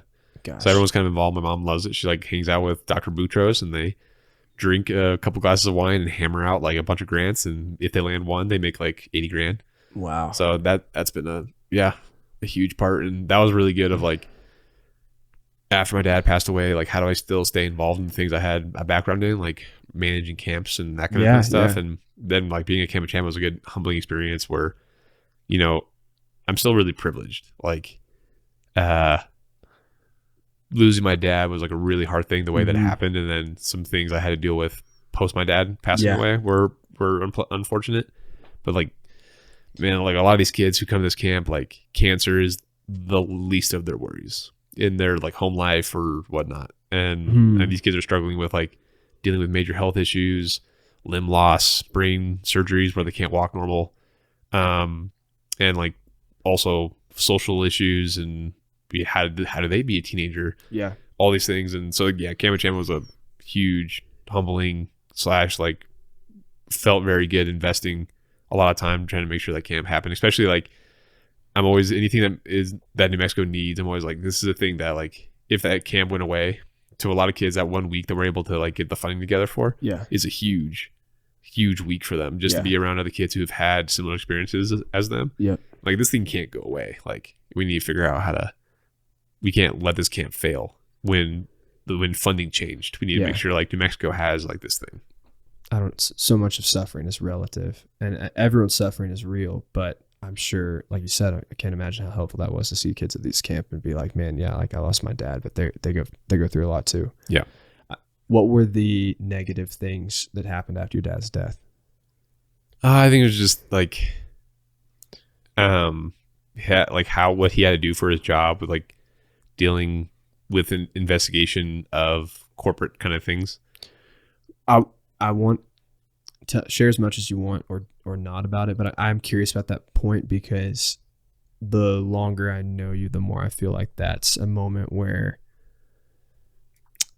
that was a defining moment for who Sean O'Neill is, given you're someone who takes responsibility for things like for Camp Enchantment, for your fraternity, for all these jobs, even even you being the City Forrester. I imagine Foresters in the past did not do half the work that you did or cast the vision you did. I feel you're someone who takes responsibility and gets things done. To me, when I hear your story, it sounds like it stems from that point. Yeah. I think you had to grow up fast, I think. Yeah. Of like figuring just how to like manage things. Cause it was like such a rapid passing and like making sure like how do you help your mom through that kind of stuff? Like as I'm trying to deal with it and like my mom's very strong and it doesn't really show, but like how do you and it's just one of those like, okay, the shower breaks. Like, okay, how do you fix that? Yeah. And then, like that first year my a water main blew up in my mom's house and flooded the whole first floor. Like how do you like I'm like 19, like how do I fix a hot water heater? How do I turn off the water to the house? How do I like all these things that like, you kind of learn, but you learn because your like dad's there to teach you. Yeah. So I kind of like, and I think that stemmed a lot in like a lot of my volunteering work. I think was really propagated from that moment. Yeah. Was, like if I had the skill set to be able to help in this area, you should. Yeah. And that's turned into like doing a lot of volunteer work, mainly because I think like I always see it as like, well, the state needs it, or I don't know, like, or if I don't know, it's not like the state needs it, kind of like I'm saving the state kind of thing, but like if you have the ability to provide a skill set that makes this happen, I feel like you should. And I feel like that from my dad passing away and all that, like stepping in to do stuff to keep things going so it doesn't like stop or like people complain about a city or New Mexico where they live because nothing happens. Yeah. And I feel like because not enough people are pushing. So I always feel like you need to keep, if more people push, more things would happen.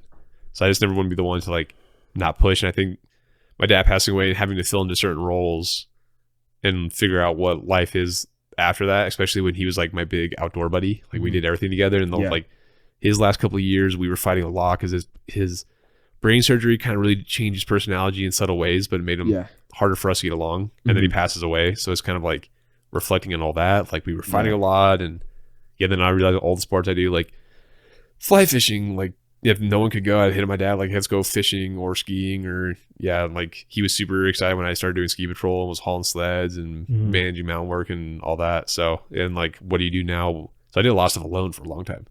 Like I'd ski alone. I was skiing like the backcountry alone, which is a super not smart thing to do. That's a no-no, right? Yeah, super not smart thing to do. So I was like doing a lot of that kind of stuff alone for a long time. Yeah. Because I didn't know how to like redo it with other people. So, I mean, gosh, do you feel like you were processing that? I mean, were you grieving? Yeah. Yeah. Yeah, but I was so distracted in like being really involved in university. Like, I always had something going on. I was like, pre-med, because like I didn't know if I wanted to be a lawyer or whatever. And a lot of that pressure was like my dad saying like, Sean would be good at this. So like, I'm trying to do that because I feel like that's what my dad wanted. Yeah, but it's also, you're like fulfilling his vision. Yeah, like, oh, Sean would be good as a doctor. Yeah, yeah. And I really enjoyed like the medical side of ski patrol and like the emergency management medical side, because like when someone gets hurt, you got to figure out how to get them out of the place that they are. And so I really wanted to go into like outdoor medicine, like outdoor like ER kind of medicine. And that's what I was like super interested in. Like base camps have like these doctors that are around. Yeah, yeah. So it was like as I was trying to figure out what to do, like, well, my dad thought I'd be really good at this. And like I do love biology. That's like my skill set. So then had a whole epiphany, like at the end of it all, like applying for med schools and taking the MCAT, and then realizing like, man, is this like what I really enjoyed doing more was all like the environmental work I gotta do in high school. So I was like doing environmental research work as like early as 6th grade. Out in like the Bosque, that is like this forest around the Rio Grande. So I was doing like environmental research when I was like, like first getting into mid school. And that's kind of like when I kind of realized like, well, I did all this. Is this really what I want to do? Like I enjoy this, but like med school is a big commitment. It's huge. I mean, and med school and everything after med school, it's a big thing. Yeah, it's a ton of school. I mean, like Amanda and I have friends that and they're incredible, and they're some of the smartest people I know, but they're 31, 32, 33, still finishing fellowship. Yeah. And they've been in school. There's no breaks. There were no like off years. They've been in school the whole time. Yeah. Just grinding away. Yeah. Which we need. Yeah. We need like, they're doing that. They're brilliant, yeah. But you remind me a lot of, in so many ways of Amanda, my wife, because she lost her mom. Yeah, she did. Like pretty much right when she was going to college as a freshman. And that informed that, so much of her life. And she kind of similar to you, you stayed around to help things, Amanda. She was taking care of a lot of stuff at home while her mom was sick in the hospital for 2 years before she passed. Yeah. So, now it's like y'all are both go-getters and you get things done and you solve problems. But, so much of that seems like it's from necessity, Yeah. I think like losing a parent at any age that happens kind of creates this new perspective of how you look at things. Yeah. I mean, it's crazy. So you, were you pre-med the whole time you were in undergrad? Yep. And okay. And then you gotta fill me in on Maddie. Yeah. So you don't have to give me much, but give me something. The funny is I saw Maddie at a toga party. Oh, nice. Yeah, that's when I first saw her. Apparently, like I interacted before, but when I first she, like walked in this room and I like saw her and I was like, whoa. Yeah. Like, and like just kept figuring out like who's the girl? Who knew her? Who's like, the girl in the toga? Yeah, that girl. That girl. And so then Not that one. One. I found out she was like on my little brother's like intramural volleyball team. So I like nice.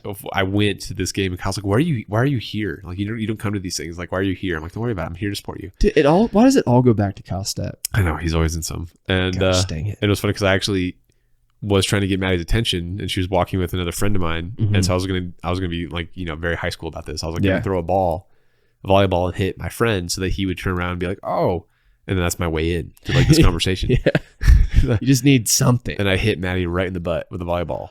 Like, because I didn't grow up doing a throwing sport. Like, I fish and I ski. Like, I can't throw things. You did soccer. Yeah, dude, I can't throw anything. I did soccer, like, okay. Like, I can't throw things. I can't throw things. So I, like, just completely missed and hit her right in the butt.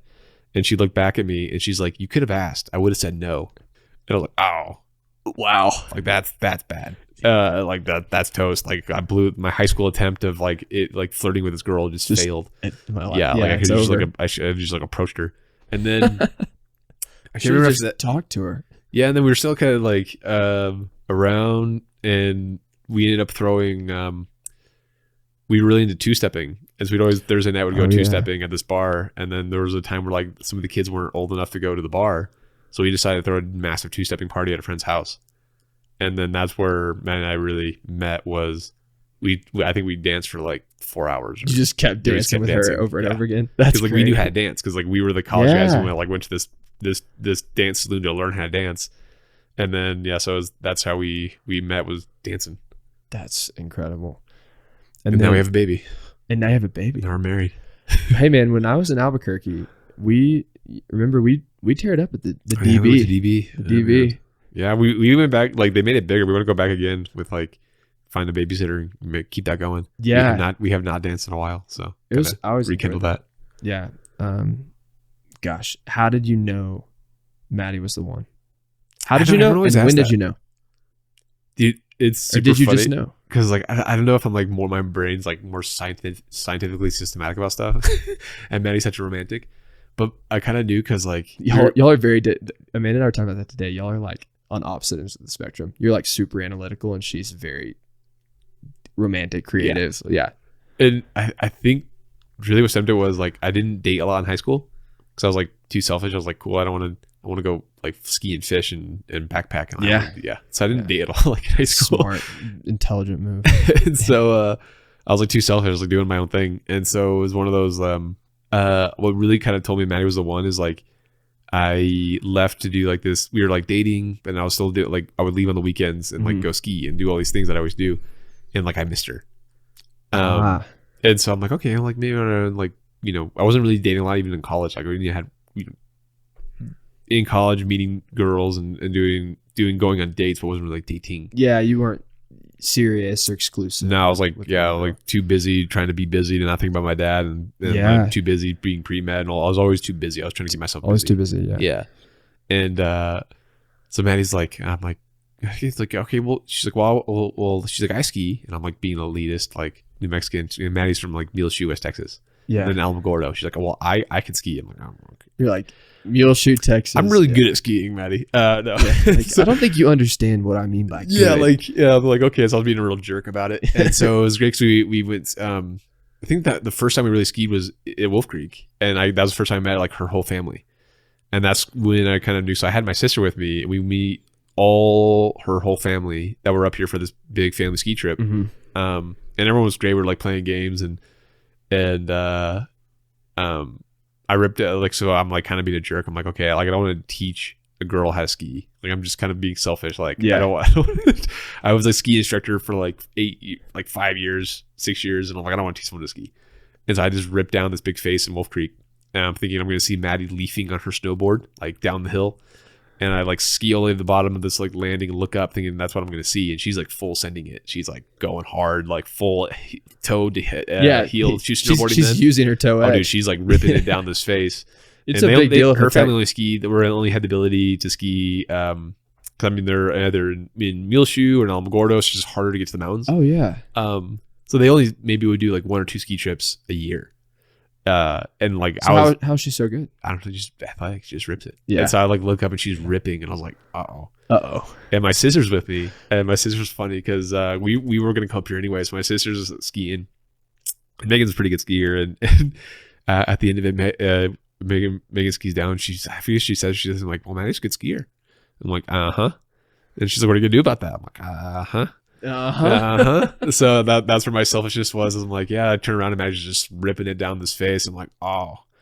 So I think part of it was like I was doing these trips, and my analytical side is like, well, if I don't always like miss people, sometimes I can be pretty like solo and things I like to do. Yep. And I think that kind of stemmed from like losing my like main buddy who did that Yeah. kind of thing. Yeah.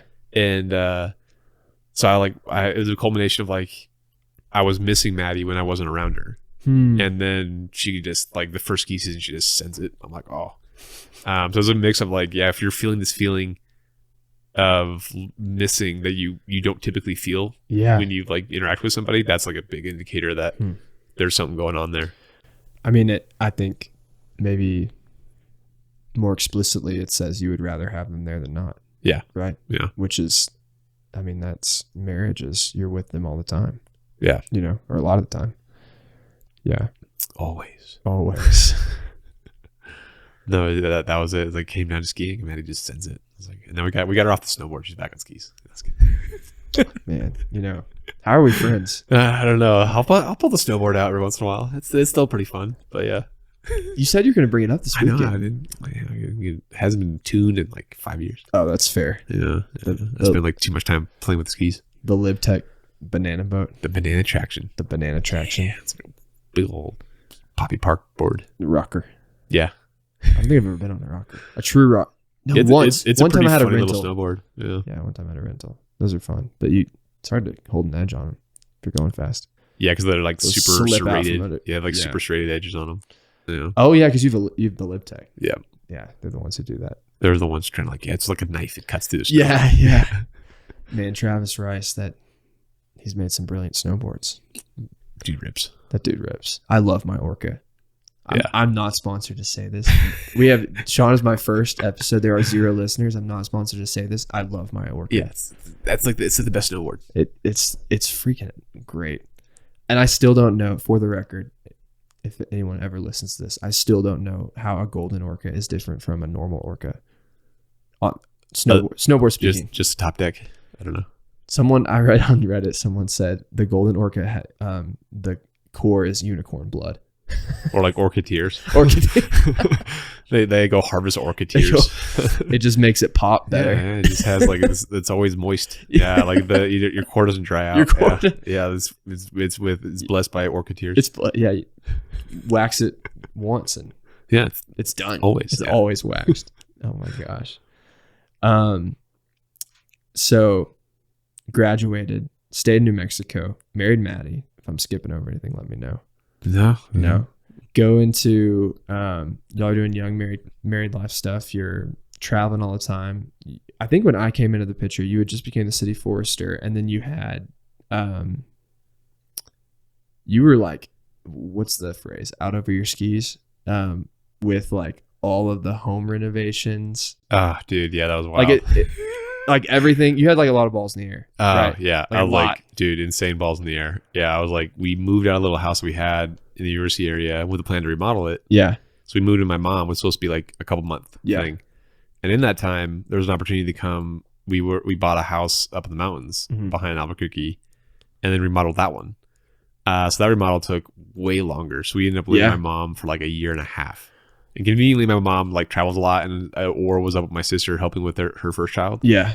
But yeah, living with your in-laws is, even if you get along with your in-laws, is probably not always the best. So Maddie was very gracious in that. It was like difficult in our marriage at the time, because at the same time I was like trying to finish up some stuff for a master's into this new job, and the new job was like pretty demanding, just in like managing people, and I had to come in and resolve some HR drama with some individuals we had to like let leave from the city. That's there's a lot that goes into that, and so I had to like come in and rebuild a culture of a crew, but also like kind of rebuild equipment operations. Like we oversee 317 properties and 30,000 trees directly, and then indirectly we oversee another 25,000 trees, and then have to co-manage the bosque. And then by city ordinance, the forester has obligations and rights to review all trees and plants within the entire city. So I kind of read that as like all trees and plants on public land, right? Anywhere, even on someone's. Yeah. So technically, like in the Southwest, we don't weigh in on people's private property unless there's a dangerous issue. So if there's a dangerous tree, I have to weigh in and tell a homeowner you have to manage it. And if you don't, then I have to come in to manage it, and then I kind of like use code enforcement to bill them for it. And yeah, because like if tree falls dead, if a tree's not just dead, but like some sort of issues happening that could crush their house or their neighbor's house or in the right of way, we would weigh in on that. And then essentially, I read it as like, well, in order to make Albuquerque make sure that we're being greener, we need to get a bunch of data. So we surveyed every single property, and then was able to hire a planner. We had to oversee like every single. The way I read the ordinance is like making sure when we have new development, they have to plant landscaping as part of like planning in any city. Maybe not Houston. Houston doesn't have like a development ordinance. It's wild out there. It's Wild West. Oh, yeah, no zoning. No zoning. Yeah, it is Wild West. No zoning. Yeah. It's so funny. So, but I got into the spot where like we're reviewing every single development plan so that we are confident that they're planting the things that they need to be planting and that they're irrigating them the way they should be. Because what happens is like people will just like throw the tree in as part of landscaping, and code enforcement so busy, reviewing a building that they only have like 5 minutes to look at the landscape. Like, cool, there's landscaping there, but if a tree's not planted right, it's not going to survive for 80 years and be a generational asset. It's going to die at 5. Yeah. And then it'll get removed and not replaced. And so now we're like, the city forester has the power to like, if all the trees around a apartment complex die and they're not replaced, like we can issue a letter saying like you have a stamped agreement when you built that apartment complex in the 80s that you would maintain the landscaping. Because like the way we see it is the only entity that can enforce the replacement of landscaping to make a city not look dumpy and by having dead landscaping everywhere is, in Albuquerque at least, is the forester. And so the past foresters never. So I'm like partly between finishing a master's, a house remodel, living with my mom, back in my childhood room with my wife. Which then, I'm sure is a psychological difficulty to begin with. So funny. Yeah. And then doing like 12-hour days trying to rebuild this thing. It was like a trying time for sure. Oh, I meant not to mention the bus and the Airstream. Yeah. The bus, the Airstream, and the new condo in Angel Fire. Yeah. Yeah. And then during COVID, I bought me a little 1982 Bluebird bus and started had some pretty good momentum redoing it. And then price of like plywood went up to like $82. Oh, yeah. And like that was not the point of like buying this stupid little bus. And so I like was doing pretty good, then paused, and then got so busy with school and work and everything else that poor little bus had no work done to it in like 3 years. I mean, I feel like when No. Patty hates it. She's like, "Are we gonna sell this thing?" I'm like, "No, no, no. I'm gonna put a wood burning stove in it, and this thing's gonna be like the sickest parking lot ski parking lot vehicle.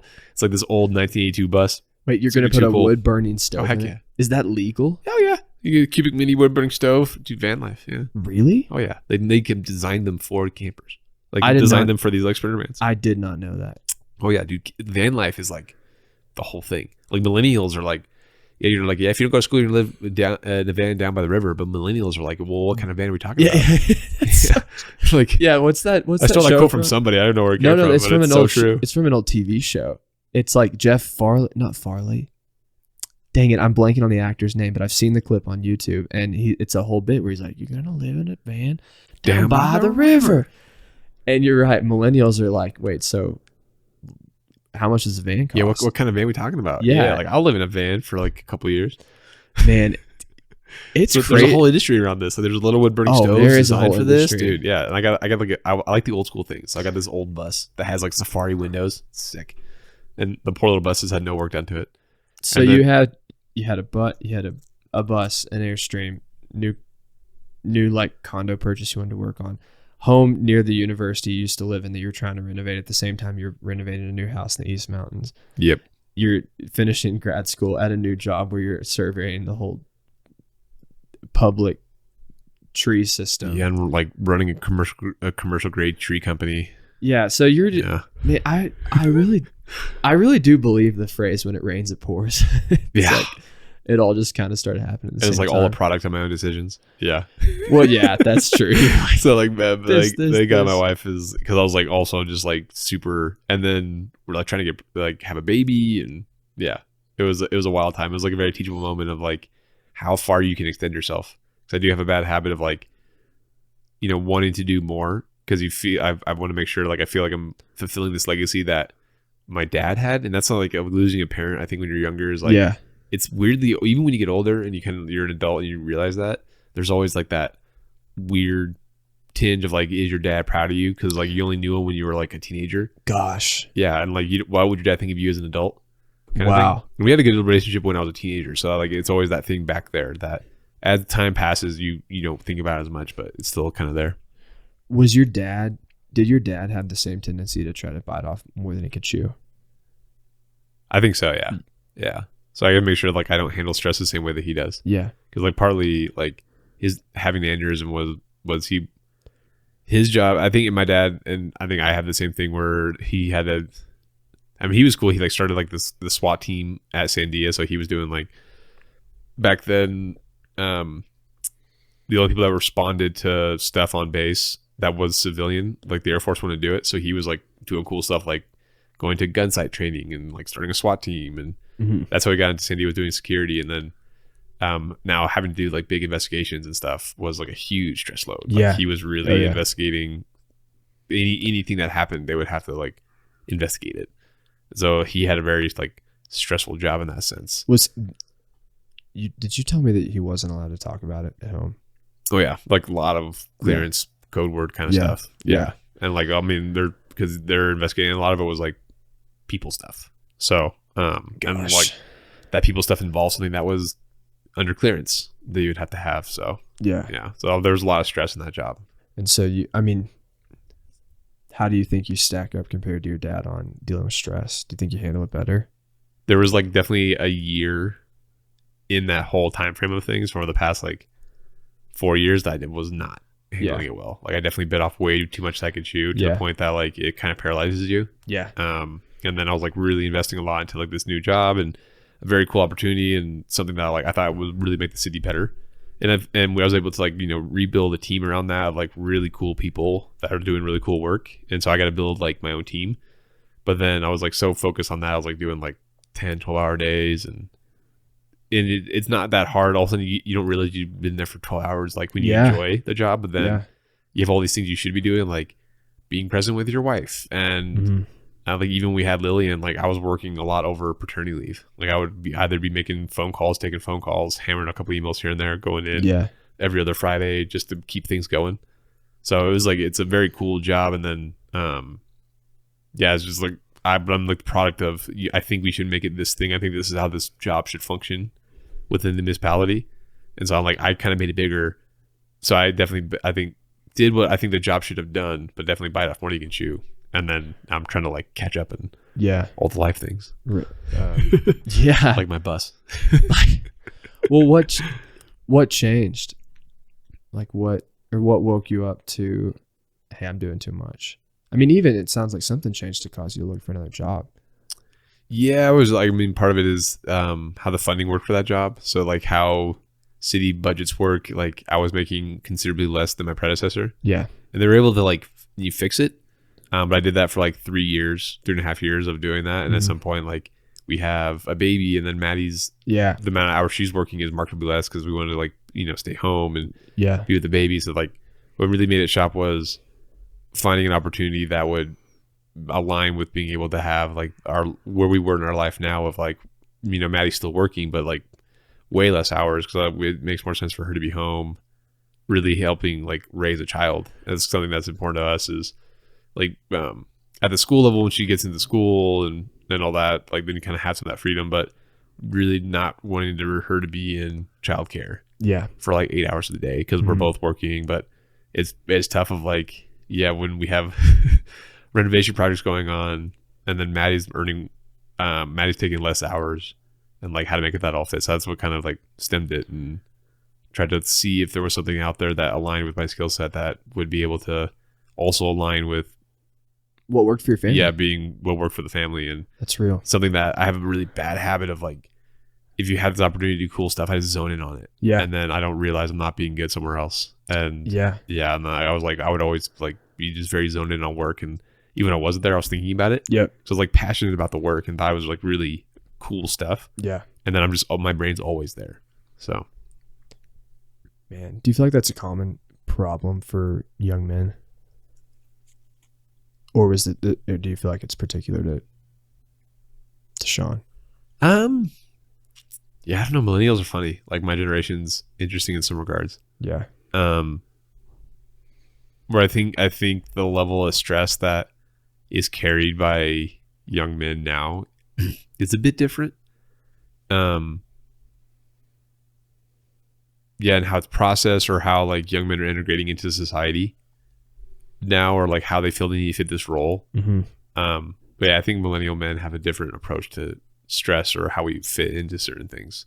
Because there's a lot more of, we do have this ability of being around our kids a lot more than maybe our dads didn't have, or did have but didn't choose to do it in some cases in that regard. But I think it's like definitely a shift in how stress is managed or where the priorities kind of being put down. Because like the reality of having a single income household is not as what it used to be. You mean with it, things are more expensive? Yeah.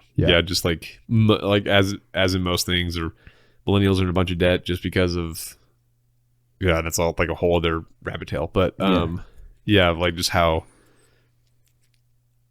cost of things went up, financial crises, cost of education. So like we're in this weird 38-year-olds down to like 26-year-olds now or whatever it is, have a different approach of like where they, as a man, like where you fit in of like, can you buy a home? Can you provide this lifestyle? Can you do these things that you saw your dad and grandparents do? Yeah. But does the economics of the world allow you to like really be able to do that? Does that work for the common person? Yeah. Yeah, because of course there's the outliers. There's the young guys who, for whatever reason, can do all the things that their parents did. But then, I think there's a lot of young men who maybe are doing the same jobs that their dad or their granddad did, but it's not providing the same lifestyle that it did. And I don't say that complaining. It's interesting. It's different. I mean, even the world's changing. Even like you said, we do have some degree of a gift to be around family more because of technology, because you can work remotely and you can get more things done in different places.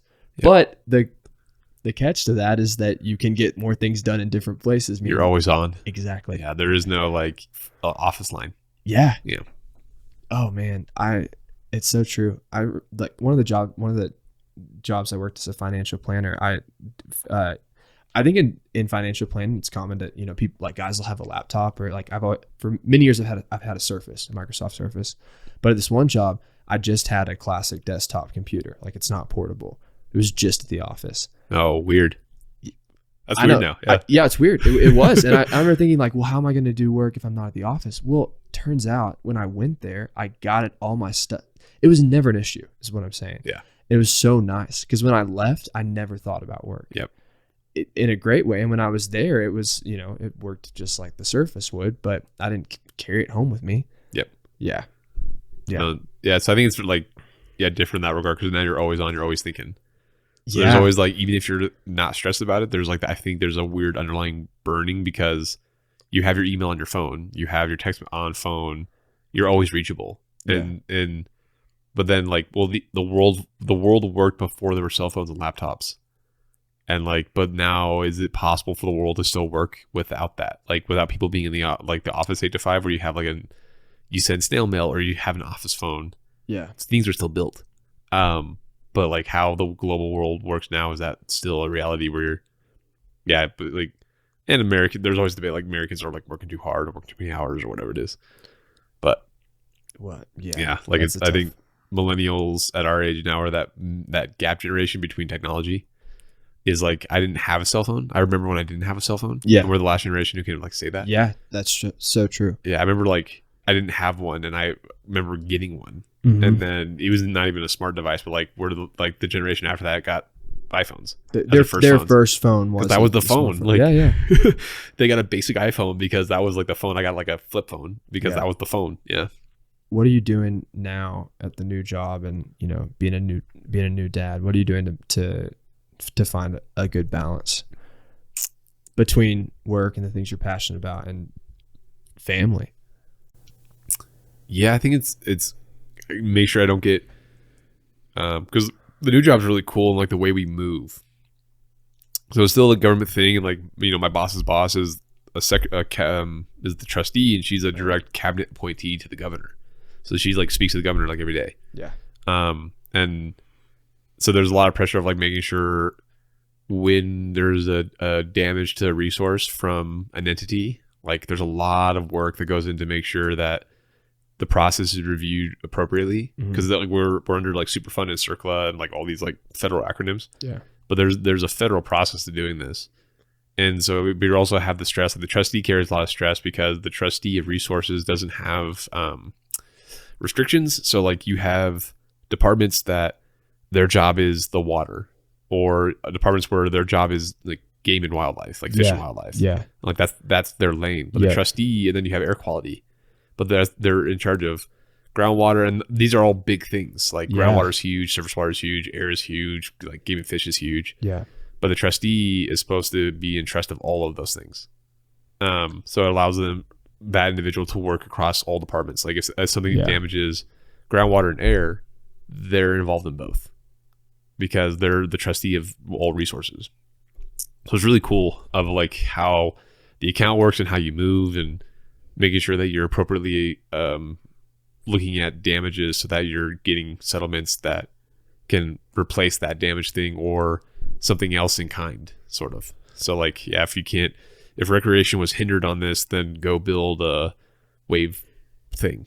Or like, how do you help farmers who can't use surface water because it was polluted? Yeah. Or groundwater, like we can't fix this groundwater. It's going to take 200 years to fix this groundwater. So if we can't fix it, then how do we find new groundwater somewhere else? Like how do we create water essentially? Like, so like, okay, this groundwater is damaged, then let's build them a plant that takes salt out of salty groundwater because now they have the access to new resources. Yeah. Because we built this like massive, or we helped fund this massive thing. Mm-hmm. So I think what I need to be good about is not getting sucked into like, making sure I'm like thinking of like my own family. Yeah. Because my brain will just get like this cool opportunity where we can move so creatively through the government cogs is because the trustee is like an appointee of the governor. So we can like move, and we have an account that doesn't revert. So we have an account that can just build up over time. So we can pull the trigger on a project when it makes sense. Yeah. Not when we're trying to blow money.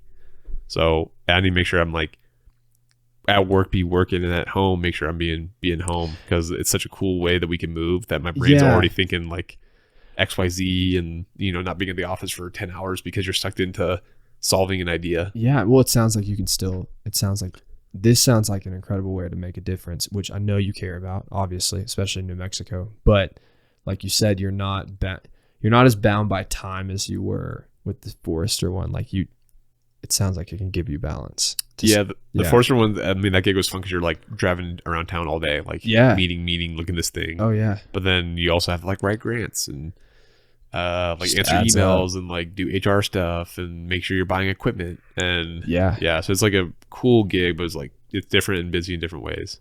This one's kind of like, you know, slow moving to really big decisions. Yeah. You got to make sure you have all the appropriate things in line to like make that big decision. So, Gosh. Yeah. Well, it seems like you're crushing it and you're doing a great job, because even today, this can go on the record, you gave up lap skiing to watch Lily. I did. Yeah. You did. I think it was second. Like Lily and I are just like, it's wild. Like growing Kids up. change you. Yeah, dude. It's wild growing up, like being at Wolf Creek since I was like 8 or whatever, and being in that lodge all the time. Yeah. And then now I'm in that lodge with like Your daughter. my daughter. Yeah. It's just funny how that happens. Where like, you like now all these things that you've done your whole life, you're there with your first kid or your second kid or whatever it's going to be. That's awesome. It's just like I'm sitting there. I kind of had that reflection of like, I've seen, you know, the parent up at the top part. There's like the upstairs in the lodge. That's always quiet. I've never gone up there until That's today. great. Yeah. Because like, I was never with a kid. yeah. And there's until always today. like kids up there and parents. And like, now it's me. Like, I'm just, kicking it here. Like Lily's just being her thing. You know? Gosh. At one point today, we were upstairs and I was holding her, and she was just totally zoned in, looking out the window towards Raven. You know, like The big windows right there. Yeah, the big window. And so she's watching Raven go, and the people are skiing down. It's white, and I'm like, the ski culture is permeating her subconscious in her childhood. And I'm like, I'm so happy for her. But I'm gonna make sure she knows who like Shay McConkey is and Doug Coombs and You know, all like the female rippers that are out there too. Like, oh yeah, Lillian's gonna get an education in like ski culture. all right, I got to ask the question then. So I threw in some bonus questions for fun at the end of this, and some of these I haven't even asked you, but there were a few I was like, man, maybe I should run these by Sean. This is just for people listening, uneducated people. Who is Saucer Boy? Oh, dude, yeah, Saucer Boy is like, Is she gonna know about him? yeah, oh, absolutely, yeah, like, yeah, Saucer Boy is Shay McConkey trying to tell pro skiers something that's so serious. Skiing's fun. Yeah, like, yeah, it's gonna end the Saucer Boy for sure. All right, let me ask you two more. Bonus questions. What can snowboarders and skiers do to better get along? I always joke like, so I like skied forever, and then got bored with skiing, and then snowboarded exclusively for like 8 years, a while, and then twin tip skis really kind of started getting to production, and so I went back to skiing because twin tips are cool, and you can like ski backwards and be cool, and like land backwards, and then I got into tele skiing just because I kind of got bored. So like now I only pretty much exclusively just tele ski, just so I'm like an obnoxious hippie about it. So I would joke like, whatever piece of equipment that I'm on, you have to fit your personality to that equipment. So when I'm snowboarding, I'm like, jumping signs and being obnoxious and spraying people and moving signs the wrong way on the hill. And when I'm skiing, I'm just being a jerk about things like, the snowboarders just push all the snow to the bottom of the hill, and this chairlift's moving too slow, and this line's too long. They're like missiles down the mountain. They're a danger to everyone. Yeah, danger really. to everybody. And then when you're on tele skis, I'm like, man, everyone just needs to chill, dude. Just like, you find your flow down the mountain and like, free the heel, ski for real. Like, no, so now I always joke like, you got to fit your personality to the equipment that you're on. I feel like the war between skiers and snowboarders is like, pretty. It's fading. I would just keep it going just because it's fun. I always tell snowboarders that snowboarding's a fad. Yeah, like it's just a fad. It's gonna go away. Yeah, I'm like, I snowboard too. Yeah. No, I feel like it's going away too. I do really appreciate the occasional video of like some guy protesting in the Alta parking lot. Yeah. There's like, have you seen Alta those? Deer Valley. There's not too many that are holding out skier only. Dude, there's some great videos of guys. Not protesting, signing petitions. Yeah, like I've seen that video and like Utah's Utah. Like Alta could be Alta, and there's people in the parking lot are pissed about it. Like, we don't want them here. So mad about like they're terrible. People who snowboard are terrible people. I'm like, dude, like easy Salt Lake, easy. Have I shown you the video of the old 80s interview video in California? Oh yeah, yeah. where they're. I mean, it's a real video, and some local news stations Like out they're there. dangerous. Yeah, You yeah. know, there's like the guy has like sweet blonde mustache. Like that is a '70s mustache. Like that thing's Oh incredible. yeah. What Like does he say about him? He he's says like they don't follow the rules. Like they don't listen to ski patrol. Yeah. delinquents. They're disrespectful You to know, everyone he on has the an mountain. incredible mustache. He does have a like strong- push broom mustache, man. Yeah, he's frustrated. He's mad. These guys are out here. That's a peak frustration of a 1970s mustache. Gosh, and it's also offensive because the one clip they show of somebody snowboarding in that little video is like some kid on like the Burton's first snowboard, and he like can't keep it under Like the himself. snurfer, yeah. It's like sliding out like over. I don't think it has an edge. No, yeah, it was like this. They had like the first snowboard was like the snurfer. The snurfer. Yeah, it's like this whole history of snowboarding was like a rope that you held onto at the nose of it, and you just stood on this thing. It was the snurfer. Like you're riding a dragon. Yeah, it was sick. With reins. Like there's videos of like Burton skiing on one of those, and like Scott, the guy who started Scott Goggles, was a snowboarder. Like the Scott company was a snowboard company back in the 80s. I did not know that. Yeah. Dang. Yeah. So, anyways, Lily's gonna learn about all that. All right. Now kids, I've seen kids on teleskis. Like teleskis come back. Like teleskis not this weird like subculture thing. Like I've seen kids like 13-year-old kids on teleskis. Really? Yes. That's gonna be Lily. What parents are putting their kids? Cool parents. Just gonna let everyone know I teleski. Yeah. Oh my gosh. Haven't showered in days. All right, it's 12:13. Oh, I know. And I'm like fading. But I'm gonna ask you two serious questions and the last bonus question. The two serious questions. All right. What would you tell someone who has just started off in their career and wants to do something meaningful? I think learn how you fit in the team. So you don't like. I think there's a lot of pressure of like I need to be this next thing, or bigger, better on social media or whatever it is. But I think especially in my field of things and the future of millennials and as we step into like bigger leadership roles, like a lot of like 35 to 38-year-olds, 40-year-olds are now in like executive level positions. So those kids who are coming in know where you fit in the team and how can you help the team. Because like even if you start your first 2 years, like if you fit your role in the team and the team is successful, that adds a lot more.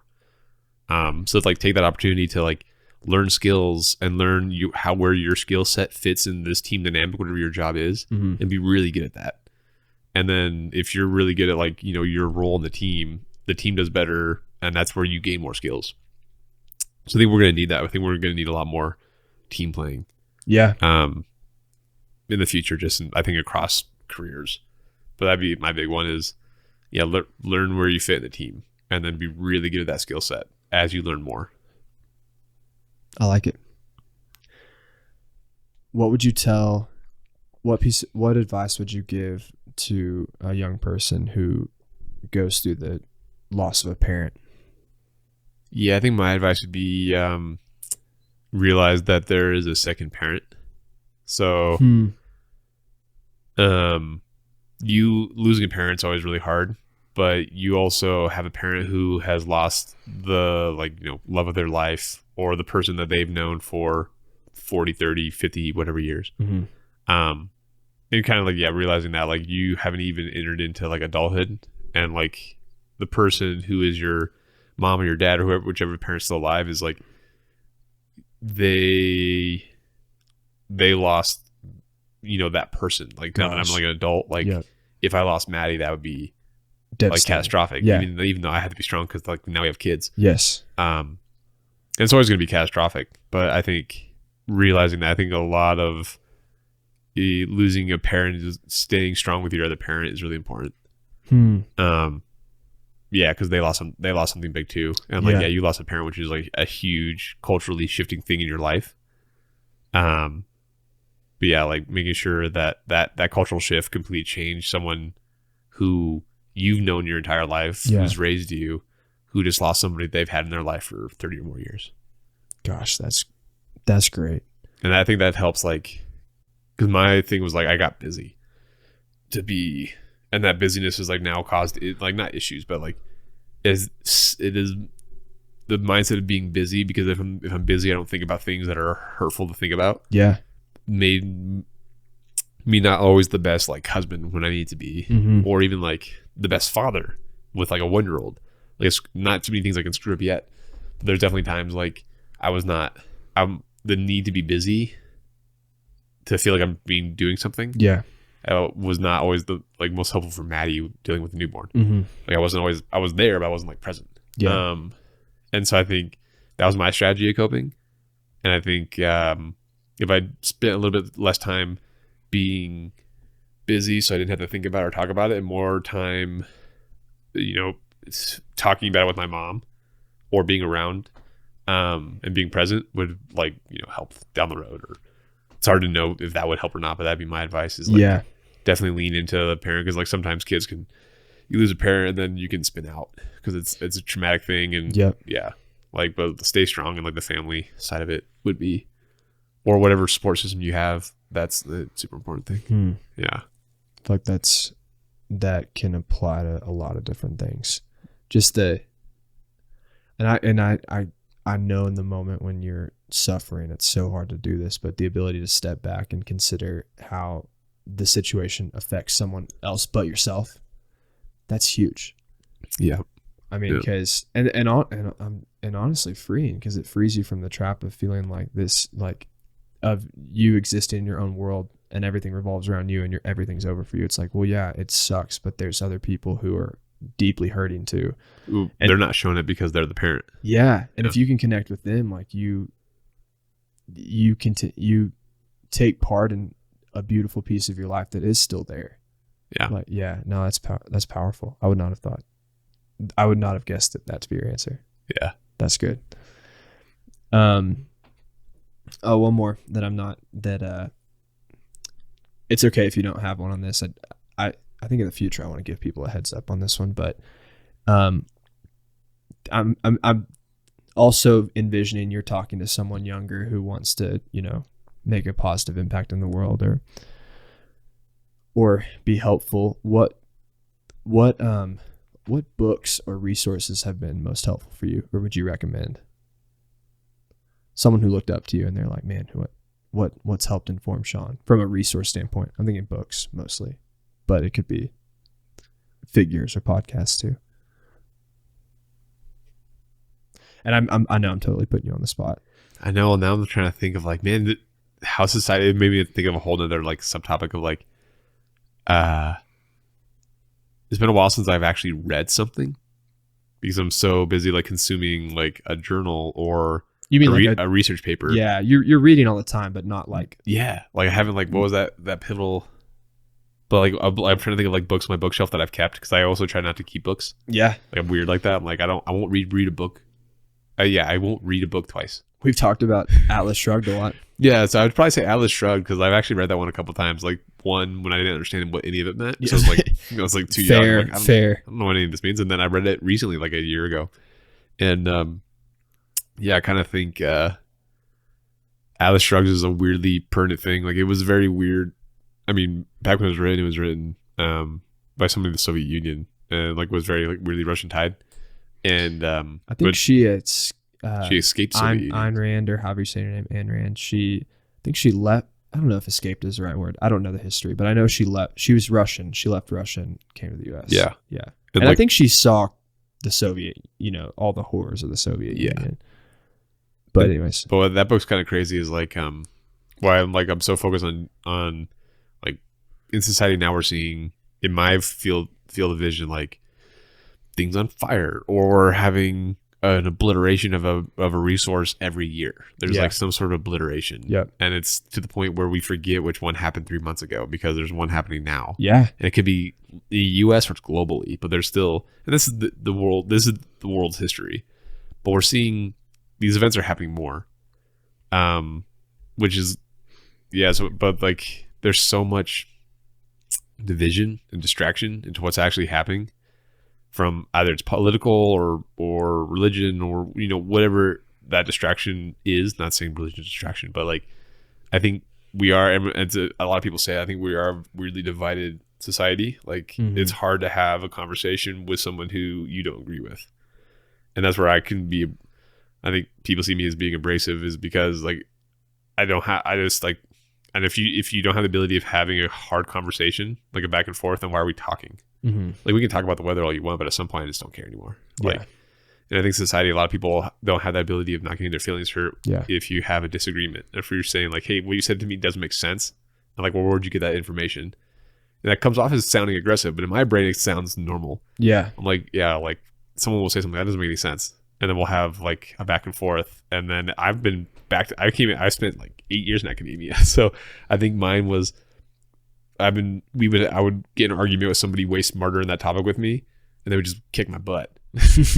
And then it forces you to go read or learn or think about it differently so that you can understand the thing. And then at some point you can carry your own in the conversation. Yeah.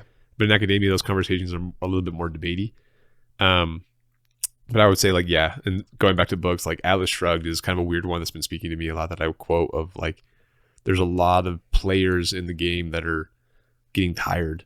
And it's kind of scary to see like when things get destroyed, who knows how to rebuild them? Yeah. Yeah. And what worries me about my own generation is like the grid's old, and a lot of millennials went to college, which is great, but there's not a lot of people who know how to rebuild a line, like a massive electric line that powers a city. They're at some point retiring. Yeah. And like when things go down, who's going to fix it? Yeah. So a lot of those people are retiring, and or a lot of people in public works don't want to be in public works because you can make more money somewhere else, which is fine. But also people are just really complainy. Yeah. So if you're in public works, you're trying to do a cool thing, no one knows how. They just take advantage of living in a thing where things work. That's fair. And so when operators who keep the thing working start leaving because they're just tired of doing their fellow citizens. Yeah. So I think Atlas Shrugged's really been, and I think it's a book that's speaking to me a lot more just because of like where I am in my career and how I view like things at the moment. Yeah. But I'm trying to think of like other good books, but Atlas Shrugged, it's kind of a decent book. I would listen to it. Well, you get, yeah, that's an Audible book for sure. Like, definitely listen to that book. It's incredible. I mean, it's that. I mean, gosh, there's so much I want to read that I haven't. But out of all the books I've read, was the most challenging philosophically I've ever read. Yeah. Because she makes the case. She places not just productivity, but also brilliance and also helpfulness and also ingenuity, like the ability to get things done and fix things. She places that above everything as far as human qualities go. And she makes a good case for it because she's like, look, you can value all these other things you want all day long, but at the end of the day, people need food on the table. The lights have to come on, like things have to work or society degenerates. And that's not a place you want to live in. And I think that it was a kick in the tail for me. I needed to hear that. Well, it's a cool book because it's not like the upper intellectual echelons of society is going to save us. And that book refers to like, well, people need to know how to like build train tracks. Yeah. So like, yeah, you need these like brilliant energy solutions, but you also need people who know how to screw a bolt. Yeah. It all counts. Yeah, you're like right. While dangling from a helicopter on a power line like 60 feet in the air. Like you need those people who know how to do that. Yeah. And so I liked Atlas Shrugged because it really, every piece of the team is critical to the operation of it succeeding, whether you're like going to school, going to engineering, or you're going into a trade where you're learning how to like build things that people require. Yeah. Yeah. That I don't know how to build. Like if you put like, hey, go fix this electrical thing, and be like, I'm going to die doing that. Like, I don't know how to do that. Yeah. Yeah. Like I would call somebody who knows how to do that. Yeah. Yeah. And then like, who do you call? Like that, I think that pot's shrinking. Yeah. I mean, it's, I heard, in some video or podcast, I heard Jordan Peterson talk about, he was talking about how pretty much how messed up humanity is, and we all, we see it. We all have seen terrible things happen. We have evil inside of us, but he was like, it's a miracle to me. He said, it's a miracle to me that the average worker, despite how bad the world can be, wakes up on a daily basis and goes and does their job, and that this whole thing continues to work. Yeah. And very roughly speaking, it does. I mean, you and I are having a conversation here, with energy coming out of the wall that we trust is going to be on, because if it's not, yeah. Yeah, and when it goes off, there's normal, hardworking men and women who go fix it, and that's almost a miracle on its own that people, despite how bad things can be, continue to try to put things back together. Yeah. And I think like that book, because right now I'm kind of at the very big. A lot of people have the luxury of having opinions. And the reason you get those is because we live in a society where you get those, which is fine. Yeah, but if you want to have an opinion, you want to vocalize it, but you don't want to have a conversation about it, that's a problem. Yeah. So like I come from, and that's where my abrasiveness comes out, I think, where I'm like a very put up or shut up. Yeah. Like, cool, if you want to have an opinion about something, you want to vocalize it, great. But if you want to keep vocalizing it, but you don't have a conversation about it, then like, dude, shut up. Yeah, it's not. It's not some of us are like, people are trying to do cool stuff, and if you don't want to, if you're just gonna complain about the work someone's trying to do, and you want to be like on the bench, and if you don't want to be in the game, then be in the bleachers. Yeah. But if like, sit there and watch. Like, yeah, don't get in the game. If you come, dude, I'll like, if we're all falling, I always joke like, fall forward. Like, we're all just trying to fall forward. Yeah. So just fall that way. Like, just do cool stuff and fall that way. Yeah. And like, I think society a lot is like complaining and they're judging those who are in the game when they themselves can't catch a football. Yeah. I mean, it's have you seen the, gosh, and I keep forgetting who, maybe it's a Roosevelt quote, Teddy Roosevelt. I could be wrong, but the man in the arena. Oh, that's gonna be a good quote. Here, I'm gonna pull it up and read it, and we can end with that, because this is, I don't know. You're a good example of this. There's a big fat Teddy Roosevelt book I've kept with me for like 15 years, and I've been through like 15 pages of it. It's like this. It's like 4 inches of reading. It seems very intimidating. Okay, here we go. I'm sure it's intimidating. Apparently, this quote's from what's it called? Someone said it's an excerpt from a larger speech called "Citizenship in a Republic," given by Theodore Roosevelt in 1910. All right. It is not the critic who counts, not the man who points out how the strong man stumbles or where the doer of the deeds could have done them better.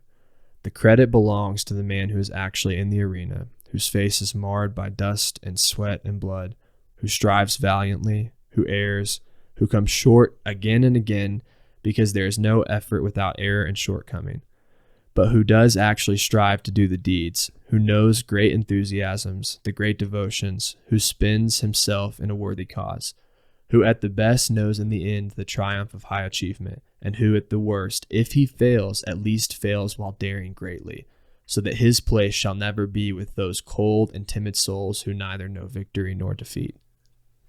You read some more Teddy Roosevelt. Yeah, that cuts through, man. Gosh. All right, well, last fun question. What makes Texas so great? I mean, the people are great. Come on, like whenever Louisiana floods, Texas is like, come on over. Yeah, like we'll help you out. Welcome in. Yeah, welcome in. No, I love Texas, but being in a dysfunctional state like New Mexico, sometimes you just kind of like, I just got to give Texas a hard time. You got to take a shot when you can. My poor cousin. I have a great cousin an aunt who live in Galveston, and he went to UT, and Keaton's famous. He's in ESPN because he has like a burnt orange suit. And he's like an ESPN for like wearing this orange suit while he was in UT. Yeah, Keaton's awesome. So and then that's why I joke like the amount of time, the amount of holidays and New Year's I spent in West Texas are more than I ever thought they would be. Yeah. Because like karma is like, for as much as like being an obnoxious New Mexican that I am, and just like talking smack on Arizona and Texas because like we're just stuck in the middle. Yeah, I marry a West Texan. You marry not just a Texan, a West Texan. A West Texan. Yeah. Yeah. So I've done some, like a lot of my birthdays have been in Muleshoe playing cards, which is just like the universe saying like, you should be more humble. Yeah. Like, no, I'm still gonna talk crap. Like I'm still like, I'm just New Mexican and I'm just doing my best. Gosh, I love it, man. Yeah. The map of like when Texas owns ski areas, not a thing. Texans can't just make a map and be like, cool, this is what we say. And then you ask some dude who lived in that part of like the part of Colorado you were trying to take. And like, do you know you live in Texas? I'm like, what is Texas? Yeah. You just can't make a map from the 1880s and call it Texas. You're the first podcast. I don't know how this works, but if this goes on Spotify and I put podcast, like the album art for this episode, it's going to be that map. Oh no, it's gonna be terrible. And I hope that map's proprietary, so you can't use So it. I get sued. Yeah. No, I love Texas. I know there's gonna be a lot of like cool Texans on this podcast. I'm gonna be like, Sean sucks, dude. Like that New Mexican just talks so much crap. No, I love Texas. And the map he's referencing is, and I bet a lot of Texans know this. It's some old.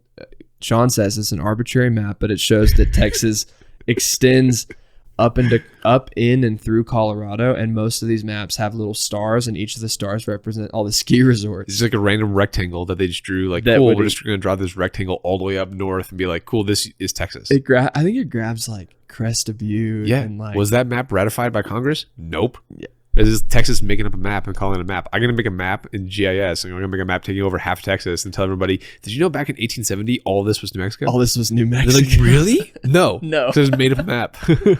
All right. Data's important, Brock. Yeah, I'm gonna deep dive on this and be like, okay, this Texas map. I'm gonna see if, like, was this ever like part of the Texas territory, like legitimately by Congress?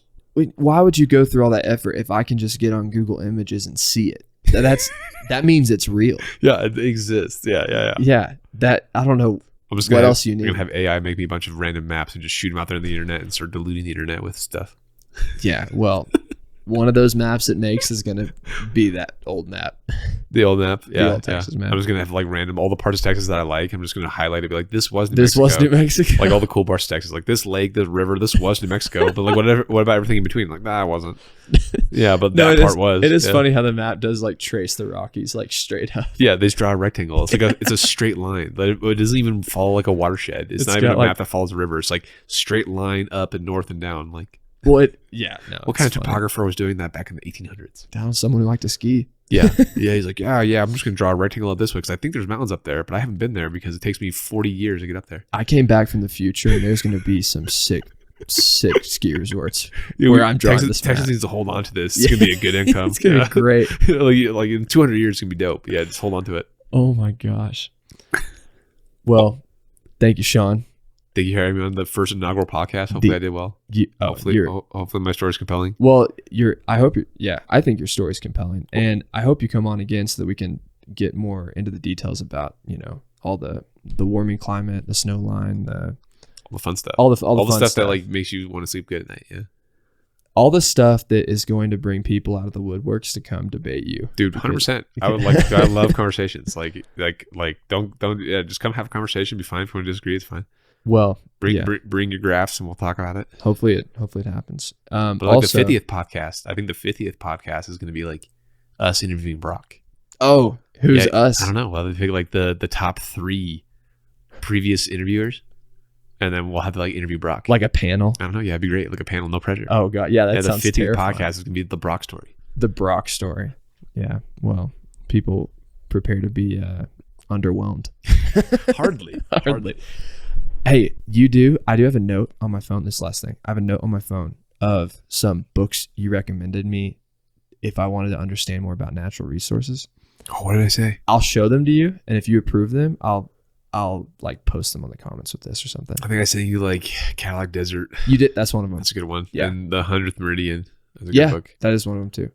Yeah, I forgot about those. Those are good books. I think there's 5. We'll look at them. If you like them, I'll put them on here. Yeah. Yeah, it'd be funny I forget when you asked me that, but it'd be funny, like, if my opinion changed. If there's any books like, I'm just kidding. That's a terrible book. That's a bad book. That's a bad book. Yeah. No, they're all good books. That's how it goes. Yeah. Oh, I think John Fleck wrote a couple books. Yeah. I think those are going to be good ones. I forgot about those. Yeah. I've got the note. Cool, man. Fun podcast. Sweet. This is great. I feel so legit. Microphone. You are I can legit. take these ears off and realize I don't sound as sultry as I think. This mic makes me sound real sultry. Hey, well, if this is how you sound to Maddie, then, man, that's a win. Yeah, I don't know how you don't have more kids then. All right. We'll call it on that. Thanks, Sean. Thanks, man.